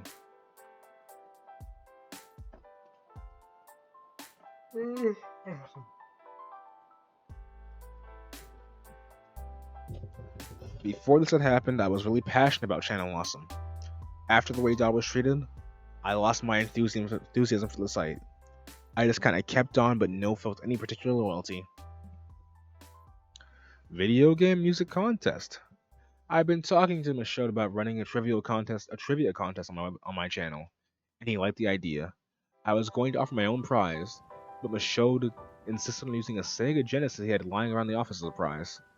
I was reluctant because at this point his reputation was that he could be untrustworthy about this sort of thing, but I said sure. I contacted the winner, and got their address. The winner was in Russia, and immediately I was nervous that he'd made the game system access to the ship, and I had a feeling Michaud would try to tell me that wasn't the deal or something. So I forwarded the address to Michaud. He didn't bat an eye at the fact that I was in Russia, and told me it'd be sent out immediately. I followed up later and told me it was sent out. He told me it was sent out. Months went by, and the winner never received the prize. I asked Michaud about it, and he ignored my messages. The winner told me that if it was mailed out, the post office would give him some kind of customs number, even if there was no tracking information, and asked if it could be provided. I asked Michaud and got no reply. I was in a really difficult position because I didn't want to badly represent Michaud, or Channel Awesome, and my boss had found the winner. That's not my fault. But I was given nothing to work with. Eventually, after 6 months with no prize, I apologized to the winner and sent him an Amazon gift card instead. Years later, I sent the winner an email again, and still no prize. If Michaud actually did deliver the prize as promised, my best guess is that the package got returned, and he never said a word to me about it, even after repeated follow-ups.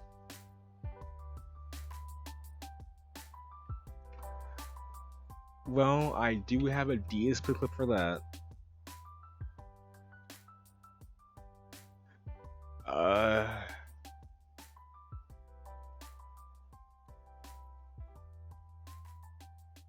How would I find this? I think just astronomical might work out.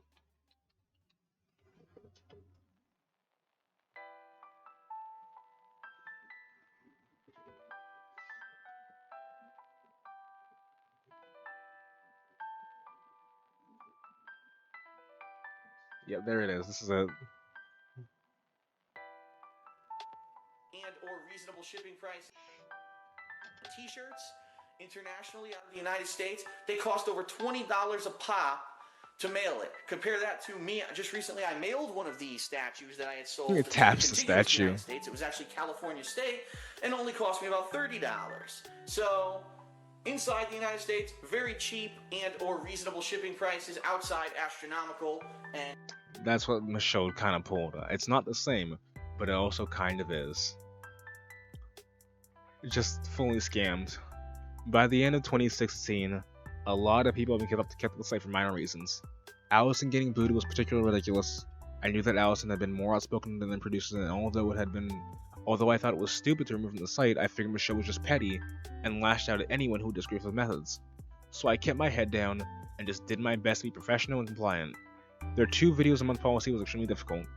They removed Ross Scott and Guru Later from the site for not producing content fast enough, which was bizarre since they both had between 100,000 and 200,000 subscribers, and were some of the biggest draws. Guru Later was reinstated later. I was feeling constant stress trying to work within the time constraints, but I managed to keep up their policy. Then I ended up having to move. I contacted Greg to let him know the situation, and I said I think I'd still be able to do 2 more videos a month during October and November. Because of the move, I might not be able to. He said that was fine. I actually still managed to put out 2 in October as usual, and only 1 in November. So I still did alright. In December, I finished the first video early in the month, but by the end of the year, I ended up not finishing my video until the 30th, but had some issues with the final product that had to be fixed. Seeing that I needed a little extra time to finish and upload the video to YouTube, I scheduled the video for January 1st instead of the 31st. I figured it wouldn't be a big deal because I'd known other producers who had been lax, and I figured since I gave Greg a heads up about my situation, it would be easily understandable that the move was still affecting me. I honestly didn't think he'd even notice. I was already removed from the site, and my login was revoked the next day. I'd been with Channel Awesome for 6 years, and I'd been completely professional and reliable. Never argumentative even for a moment. I did volunteer work for them and their charity live streams. They removed me from the site instantly. The moment I was late on 1 video after I'd already warned about my situation. I actually think the only reason I got removed at all was because after I warned them of my move, they were waiting to see if I messed up so they can remove me instantly. Other producers did not produce content in months and still never got removed. After I talked to Greg, he told me I would get one last chance and that was it. Any more issues and I'd be kicked off for good.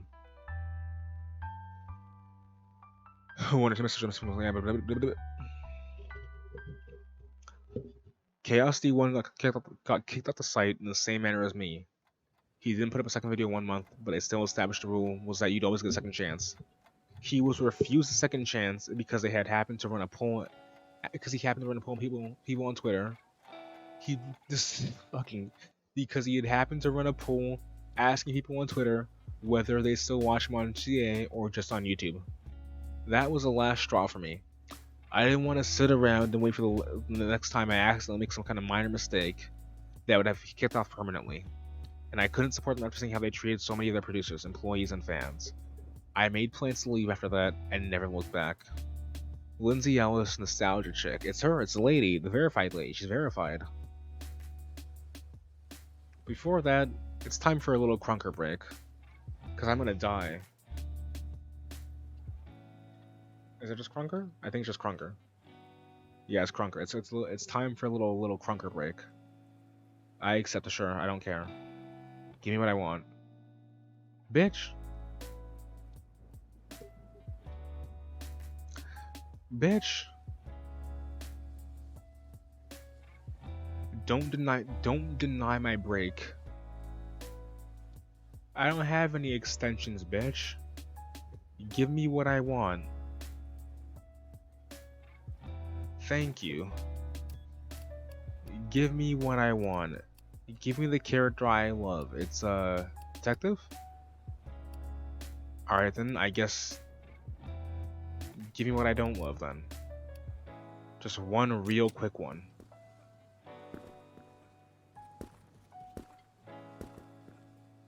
Just one real quick break, you know what I'm saying?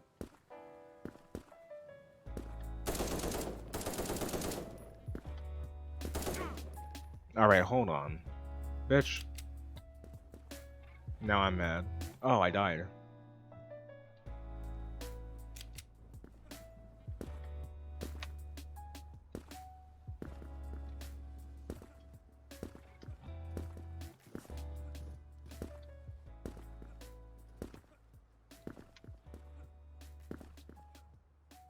Oh, I die. Oh no.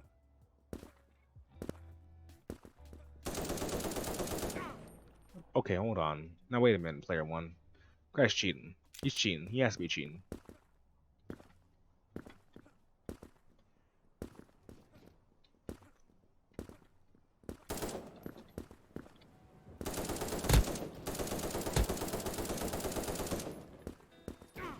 Okay, now I'm pissed. Now I'm getting pissed. It's official. This is fucking bullshit.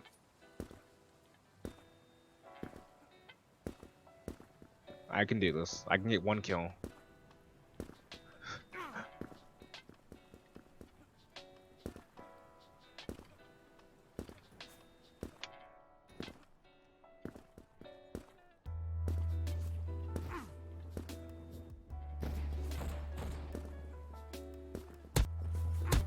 Alright, okay, I did. That was me. I got that, right? Was that me? Who did that? One kill, let's go, baby.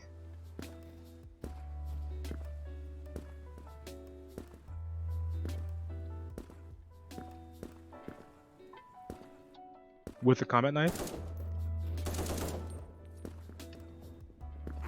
Okay, hold on. That's... Wait, what?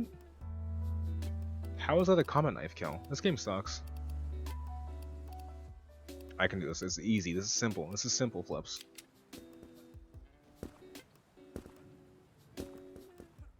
Just one more. I want a gun kill, you know? Not knife man. Gun man. Oh.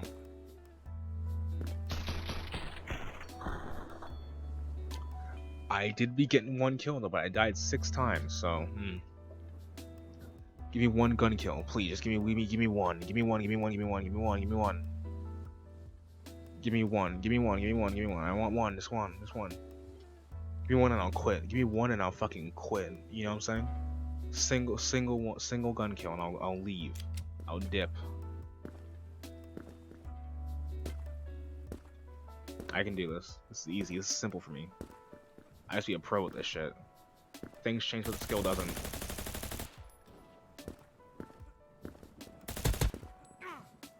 That's fucking bullshit. Get out of here. You're cheating. This guy's cheating. He's hacking. He's hacking. He's hacking. He's cheating. He's cheating. He's hacking. He's hacking. He's cheating. He's hacking. He's cheating. He's cheating on dicks.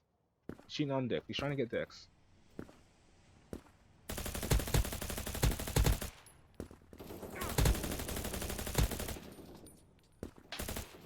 Bitch.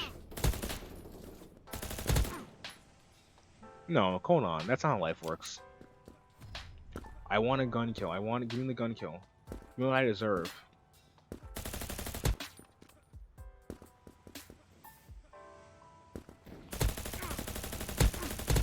What, bitch? What, bitch? What, bitch? Now I'm pissed. Now I'm getting pissed. It's official. This is fucking bullshit.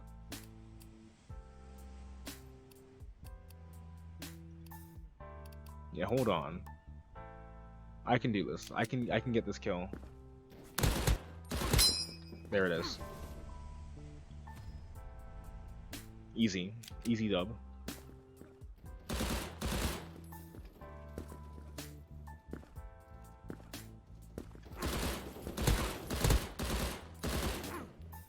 You know what, bitch? You're fucking cheating. You're hacking. You're hacking. You're a bitch. You're not good at the game. You're a low skill player. Don't talk to me ever again. That's what I'm talking about.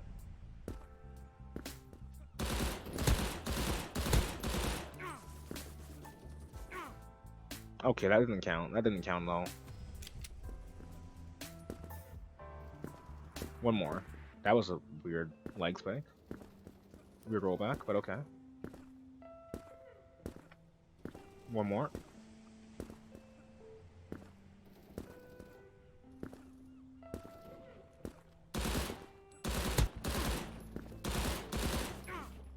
Okay, you know what? No. Fuck you.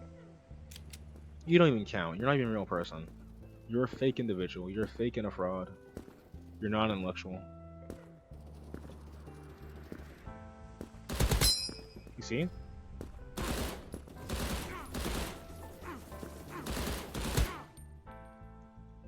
You know it doesn't count. One more. Uno mas. Alright, there it is. Now I'm quitting.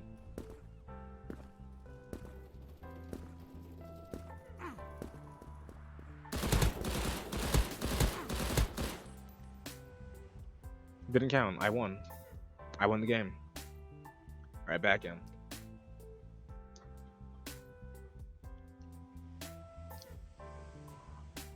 I left years ago, and the mismanagement of Channel Awesome doesn't really haunt my every waking moment, nor did it ever.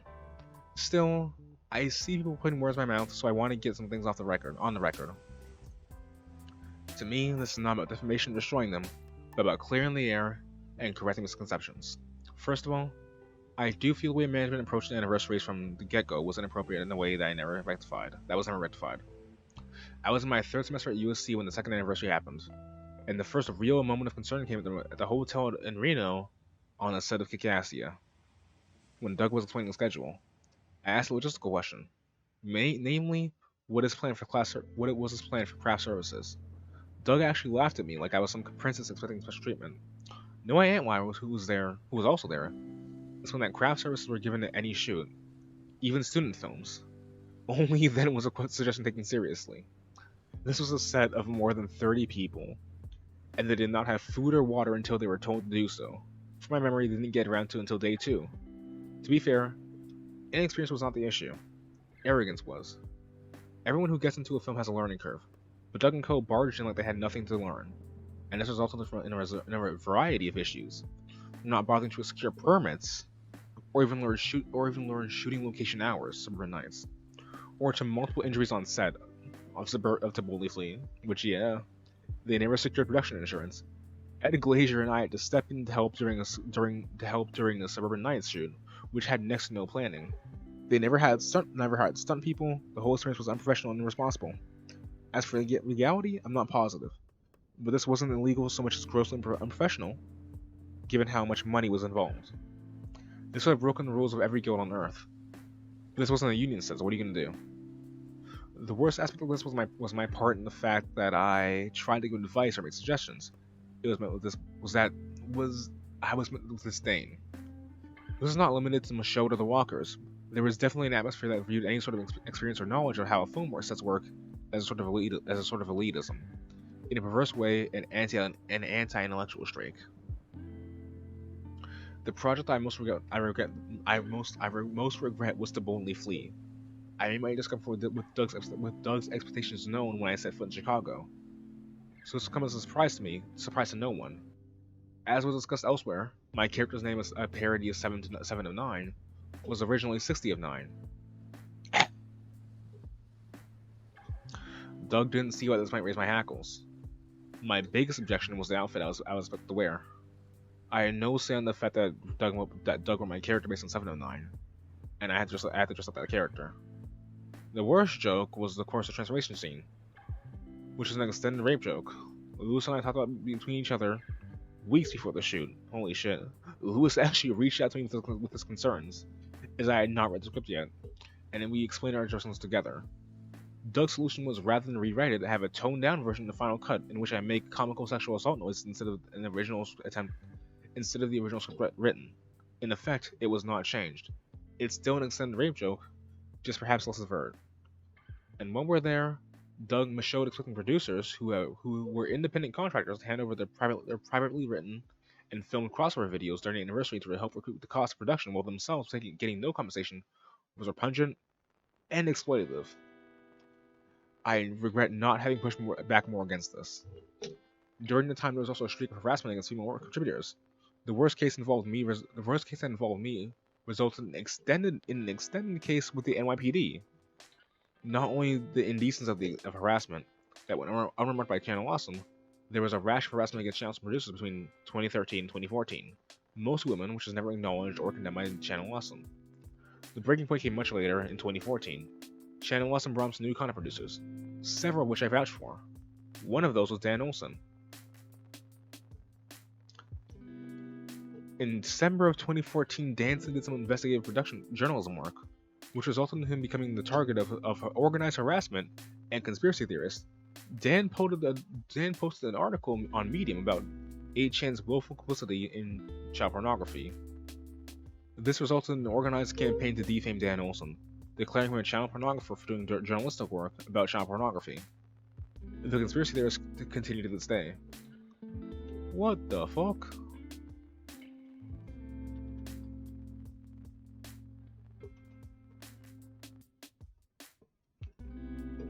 That's some lore, I guess. There's definitely some lore.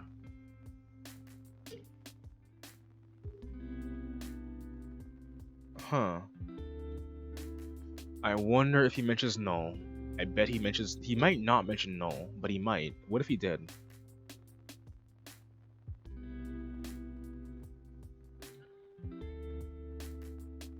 It's gone now. It's totally gone now, I think. More or less. That was a loud ass yawn, I apologize. It was natural. It was a natural yawn. This happened right before Christmas on December 23rd, 2014. I was driving home to visit my family in Tennessee. I was about 2 hours from the Virginia-Tennessee border when I get a call from Mike Michaud, who was absolutely livid about something Dan Olson has done. Predictably, these targeted harassment campaigns or brigades started the campaign emailing Mike Michaud. Rather than seeing it for what it was, Michaud blamed the victim, and instead of calling Dan to find out what happened, Michaud called me. I was in the car, driving home to visit family for Christmas. Because in Michaud's mind, I was apparently Dan's keeper, having vouched for him when Channel Awesome was picking a new talent. This is not the first time that one or several producers were targeted by harassment campaigns, and Channel Awesome never stood up for anyone, unless it was directly related to them being demonetized and where's the fair use. They stood silent during Gamergate and stayed silent while many other female contributors over the years were targeted by Gamergate. Their business model implies that it is more important for them to be uncontroversial than it is for them to stand behind contributors who are being targeted. To be clear, Dan did nothing wrong, but was blamed by Michaud, and by extension so was I, were attracting controversy from people who are somehow threatened by outing websites that enable child pornographers. I left a few days later, added Kyle Calgren and Dan Olson. Anonymous won.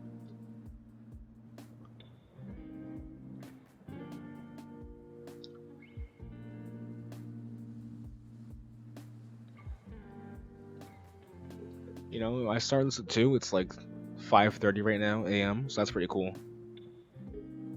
The following stories from an anonymous contributor who we are calling Jane Doe, recounting the story of a former producer who had sexually assaulted her, and claims that management was aware of said producer's deviancy, and for a year did nothing. Pieces of info, including names, are removed for the sake of privacy. Jane Doe has given us permission to share the story, but not her name. At least 2 other victims have come forward regarding this person, but whether management knew about them was unknown. The chat is copied verbatim with the victim's permission. Jane Doe. Hi, I'm one of his victims. I have nothing but hate for him. It makes me mad. Mad at all of you, even though I know you don't deserve it. That's why I left. Yeah, he groomed me. Anon 1. I think at first we need to come to terms with the fact that a lot of people in this chat did not know. Legit did not know. That's something I need to come to terms with. Holy fuck. With you because I was so angry. So I'll tell my facts, but I want to leave out anyone who doesn't need this shit. Anon 2. To me, the most damning part is that folks knew and had a chance to cut off his access to fans early, and did not. Jane Doe. I don't know. I'm sure part of it, I could have been louder. I'm no angel. Anyway, you all knew me then. Physically, I was 18, but had the mind of a 16-year-old at best. He groomed me, convinced me to take my clothes off for him. He told me he wanted to teach me how to kiss, fuck, etc. He made it seem like he was teaching someone how to read. Anyway, I genuinely thought he was being an impassionate teacher. I came forward as best I can. Yeah, it wasn't until I read the pamphlet on child grooming techniques that I went, holy shit, that was me. Yeah, that's the damning part. Since he didn't hurt me, I wonder how much of it was him thinking genuinely is helping me come to my sexuality. But I'm really done with all of this. I'm a different person in a different world, and I can't really dredge it all back up and remain mentally healthy. This is about as brave as I can get. I was so mad at all of you. I'm glad some of my anger was just misplaced. I'm sorry I burned so many bridges, I was just so angry. Yeah, the part of the reason why I couldn't say much was because grooming isn't illegal. And I can't say he raped me, so there wasn't anything to tell. Yeah, seriously, like I said, when I read a pamphlet on child predator techniques, I was like, oh, what? Oh my god, that was him and me. And on to Jane, if you want to say anything else, do you recall how long it was after you came for the channel Austin management that he was finally let go? It's a little hazy, but I'd say maybe a year. Something like a year between the first finding that he was sexually grooming female members of the community to them doing anything about it. Yeah, that didn't really help me feel any more heard. I have to say, this is very therapeutic. I'm sorry for all the times I lashed out at you and all. You didn't deserve it, and I took my anger out on you.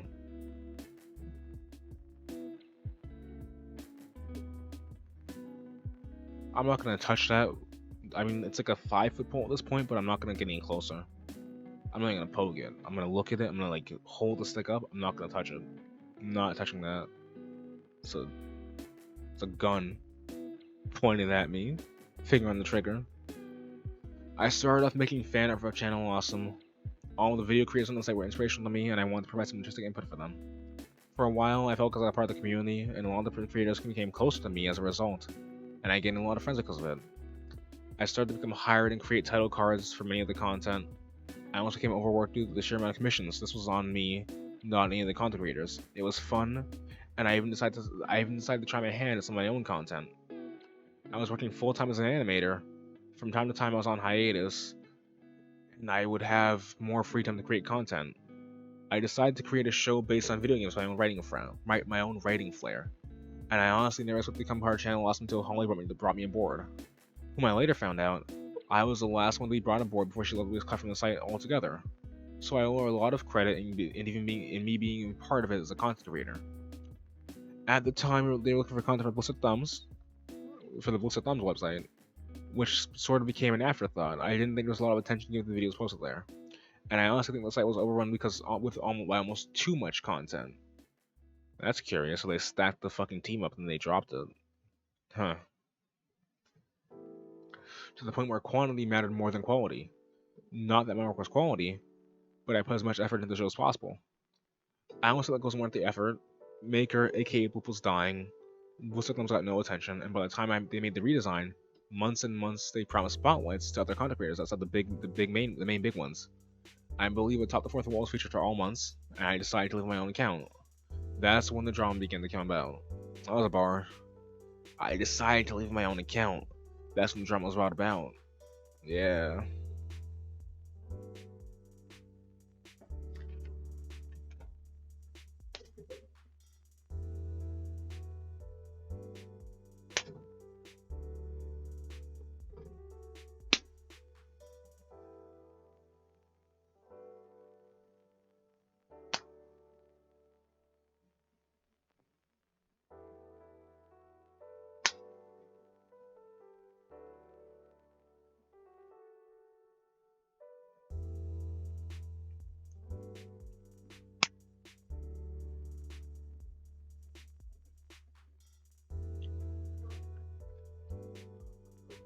Well, I'm not more awake, but my face does hurt, so that's like, you win some, you lose some, you know what I'm saying?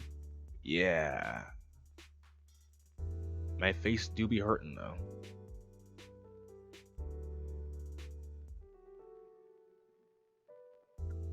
God damn. I fucked my eye up too.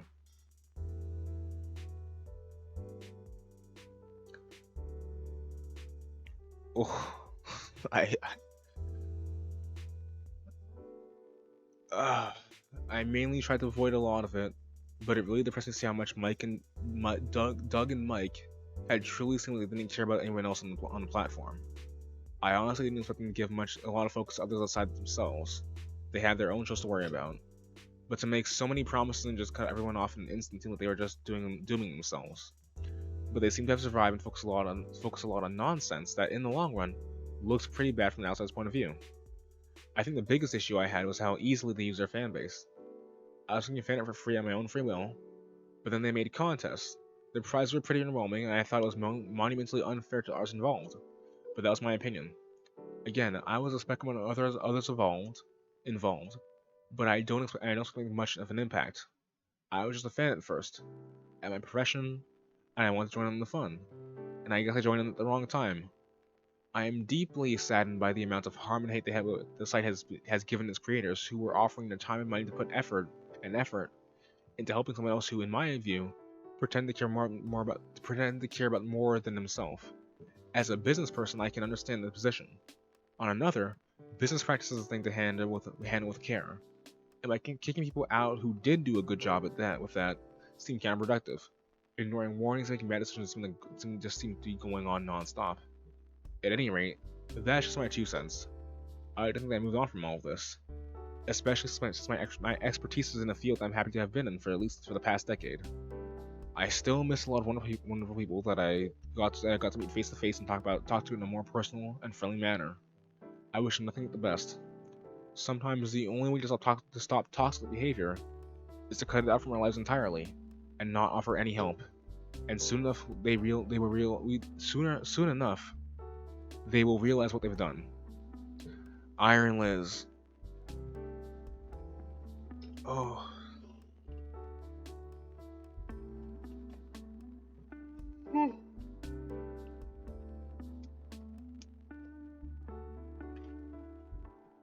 I can do this. There's no harm in drinking late into the night, early into the morning.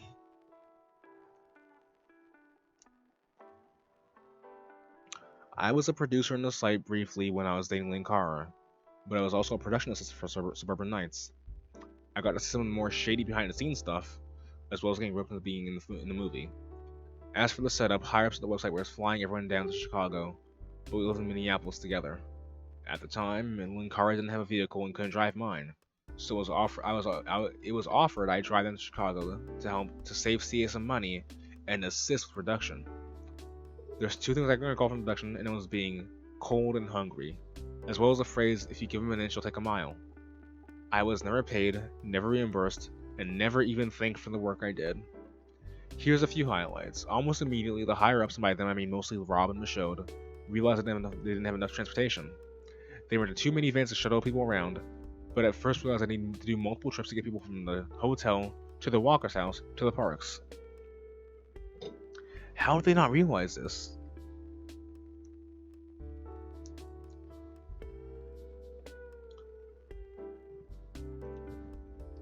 At first I was asked if people wouldn't mind riding with me, but as time went on, my vehicle got roped into being used for the film's production. I drove my vehicle around helping Holly, getting Arbor supplies for costumes, picking up meals to feed the cast, and store props like the plastic prop swords that when there wasn't enough space. Film suburban nights were split into 2 groups. One group would be working the long grueling hours filming on site, usually around 6 AM to 8 to 10 PM, while the other group had the day off to rest, shoot crossovers, or do miscellaneous things on their off day. I had no off day. I worked every day. This went double when the entire group was shooting together and I'd also act as a runner of sorts. 6 to 8? What the fuck were they doing? Like, I know what they were doing. I guess they were filming the entire thing. But 6 to 10 is fucking insane. But from the get-go, it was clear I was not part of the talent. I remember I asked once if I could add a coffee to the breakfast order, and I was told no because I wasn't talent. This didn't change either as production went on. When I was recruited to be Cloak 2, there were times where I would shoot scenes like the battle scene, be called to transport something, and then be called back to shoot again. I remember there was one scene where I helped pick up Popeye chicken for lunch, but was essentially told I couldn't have any, despite filming at the time. I remember that entire day I ended up eating a single chicken leg and a spoonful of mashed potatoes for the entire day of production. Speaking of being hungry, I think the entire first day we filmed, near the end of the day as we were filming scenes at the house, where the laptop are on the walls, we were there from about 4 PM to 8 PM. I remember being absolutely famished. We had spent the entire morning filming in the cold, there was no lunch, and we were all stuck doing scenes there, waiting to go to dinner. I remember wishing there was something I could eat at the house, but there wasn't anything prepared. I also remember drinking lots of tap water. A lot of people were doing that, partially because we were also thirsty, since it was the first time we got to drink anything since our time at the park. But also because we were so hungry and it filled your stomach. Filming at the parks was miserable. We got to the parks at about 6:15 AM, but the main one was closed down until 8 AM. We ended up essentially breaking into parks to shoot, and I remember jokingly asking if we could do what we would do if a cop asked for our permits, and more or less being told to shut up and don't ask. Shooting in those parks was very, very cold. It was hovering just below freezing in the morning, and when we got there to do the shoots, we would film for quite a long time out there. There were no blankets, water, or snacks during the shooting. I remember in particular how 8-Bit Mickey was dressed as Peter Pan in tights with essentially nothing on his legs. He was constantly shivering, and 8-Bit Mickey was a funny guy too. He was still funny in that entire film, and they fucked his life up. God damn. I remember Benzai 2 would run sprints back and forth to keep himself warm. Several of Doug's friends played bit roles, the witch, the cat, etc. brought Jax with them. I don't remember running to grab them between takes, and I remember grabbing them between takes so Mickey could warm up. Elisa 2, when she was on set, was also often very cold. It was particularly frustrating because the talent was unable to leave. But if I wanted to go get food for them, I'd essentially have to pay out of pocket to help. Not that I could leave anyway in the event someone needs something, or I had to run back into the van to get some props, or something else they needed. Oh, the other thing I recall was group photos. This one really stuck out to me. When they were taking production shots, I was not allowed to be in them, especially not the big ones. Holly was, but I was not. Again, I was not part of the talent. Later on, when the group was signed photos they were to sell, I was the one that stuck in the envelopes and to get everything in order.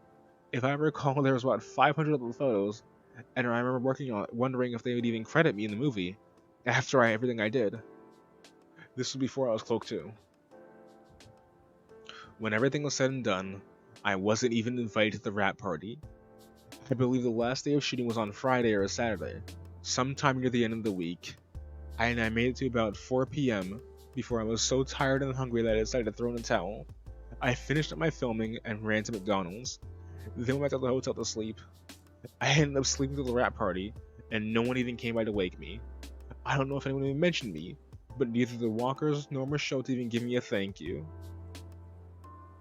Even gave me a not even a thank you. But the biggest issue was the injury. In the movie where Orlando destroys the cloaks, Orlando did a side stop on my knee where I'd fall to the ground and he'd finish me off. The only problem was that he did it for real and stomped my knee in.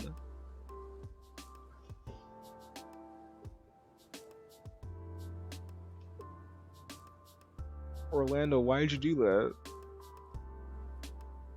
It was a shoot. It was a fucking shoot. It was a shoot knee stomp. Linkara helped me back to the Walker's house, and no sooner had I gotten when I was given the "We're not liable for injuries" form to sign my Rob. I previously hadn't signed one because I wasn't talent, and he gave it to me before he gave me any ice. I didn't want to sign it, but Rob laid the pressure on. I wasn't on the website yet. I was hoping that showing them how hard I was working would help me get signed. Yes, stupid, I know. I also didn't want to sign because it said I was signing over the performance, as limited as it was, the channel awesome, and I wasn't getting paid for it. I don't remember if I signed or not.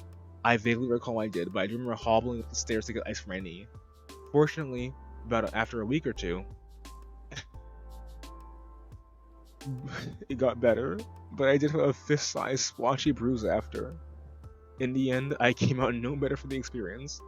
I got signed on 4 to 6 months later, so it didn't matter that much anyway, and I wasn't on the site for too long for it to matter. But there was one thing that really got my goat. The contract at the time stated there were only 6 daily upload slots that you have to grab if you wanted to upload content. Eventually it went to 7, but it was understood that Doug had the rights on the 2 first slots for posting content. This meant there was a mad scramble for slots. You'd often time need to reserve any of them way in advance. If I recall, the site required you post either once a month or twice a month. And as a newbie, I was back of the line. I also started in the 4th quarter around the holidays. Doug was releasing content every single day, taking more and more slots. I think he eventually got this on 3. And I remember panicking because I couldn't get a slot to put content up to stay active. When I complained, I was essentially told that Doug was a star, and to be quiet. And then when I couldn't get a slot to post content, I got a stern talking to by Rob. I think that's what makes me so sad about Channel Awesome. There was a lot of wasted opportunity. If they had really tried to grow and brand into a convention or live streaming or grow outside of media review and more to formal cinema, I think they could have seen far more financial success. They used to do live streams for charity and even tried to get involved with the SOPA stuff, but that was few and far between when you stack it up against the shady business practice and how they treat people. I think the wasted opportunity is just as bad as the abuse and labor violations. I hold no ill will against anyone on the site. I want everyone to be happy in their lives and their work. But I think the way the company was managed and the arrogance of its leadership had ensured to be dead in the next few years. At one time, too, I offered to submit a finance forecast for the company, instead of a degree in applied economics. It was essentially sold to my own business. After that, too, Rob stopped responding to me over Skype. So that wasn't good. I didn't really fight to say, and I wasn't really motivated to either. But in any event, moving on was definitely the best thing I could have done for my personal happiness for my career. If you want to get involved in film reviews, Channel Awesome has anything to offer you. Also, how it hasn't been the result of a class action lawsuit yet is beyond me. Well, it could have been you. You could have done the lawsuit. You got injured on a set and they pressured you into signing a contract. Leslie Rice. Upon joining, I received multiple messages asking for me to send material I had already submitted, stressing that I would not place on the site until I had sent it. Scheduled uploads being moved from the date they were initially entered. Upon being locked out of Channel Awesome files, being told for several months that I would receive a new password, before being told to just send my work through Skype, and that management would take it from there. After being told I'd be removed from the site for failure to post 2 videos a month once, I missed second deadline. I waited for the worst. No contact was ever made by any member of the management team. And assuming the situation would resolve itself, I went about posting my content elsewhere as usual. After about half a year without any content of any sort, my content was finally removed. Fan document. In the interest of transparency support?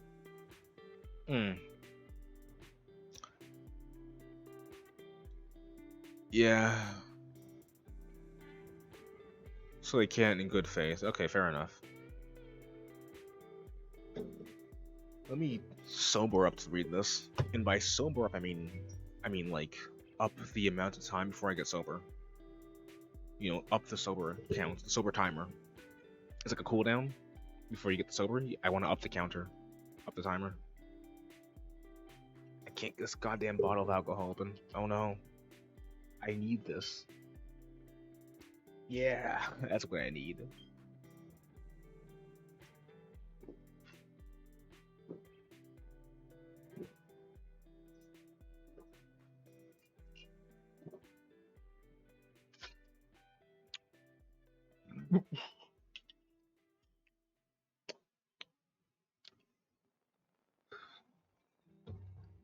Three hours and 30 minutes. I got dry mouth, dry lips, dry head, dry brain, dry tongue, dry lung, dry vape, dry soul. The above stories were written to the best of our personal knowledge and recollection.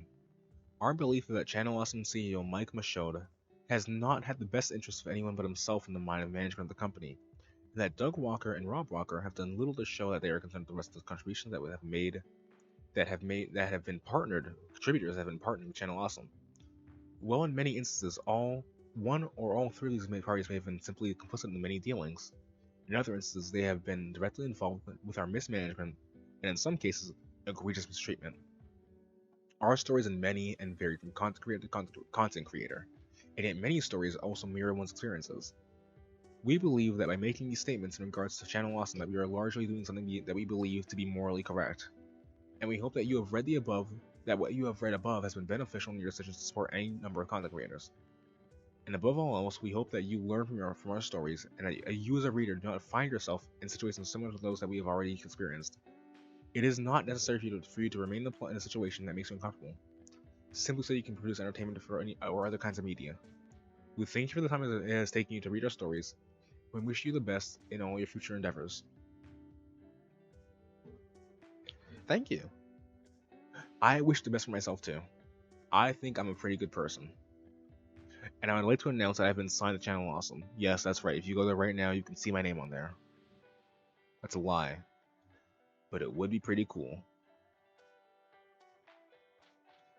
Honestly, it wasn't that bad. It was only 3 hours to get through it. Pretty easy read, honestly. I mean, assuming all of these are true, which I think... I don't know, there's always the idea that, like, when people get together to, like, shit on people, there's always this kind of, like, malicious intent to, like, yeah, we're gonna take them down. But I think if you take all of these together, there's two assumptions. You can either assume that, like, all of these people are evil and want to destroy Rob Walker, Doug Walker, and Mike Machota and Mike Ellis. Or you could assume that all these people are being honest, or at least most of them are being honest. Most of them are being relatively honest, and that they all have, at least you can get some kind of similar consensus from all of them. Right, which is at least, at the very least, management was always incompetent.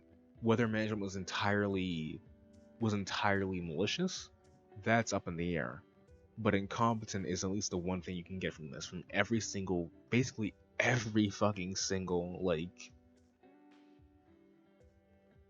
what would be the story? It's a story here? Every single story here. Every single detailing here is like, well, there's at least one consistent image, which is Mike Machota's fucking stupid and is bad at doing what he's doing. Now you can make your own assumptions on how these individuals have done in these situations, which is fair enough. But I would like to believe, I think that this is pretty, maybe not fair, but definitely not entirely dishonest, if that makes sense. That's my viewpoint on this. If yours is different, leave a comment below if you make it to the end of this fuck long video. But that's how I feel. I don't know how you feel. Tell me how you feel, I guess. I'm Zendification on Twitch, Scumbag on Twitter. The dude, the guy, the lad, the fellow, the frog, and the motherfucker. And I bid you an adios Un adieu et au revoir.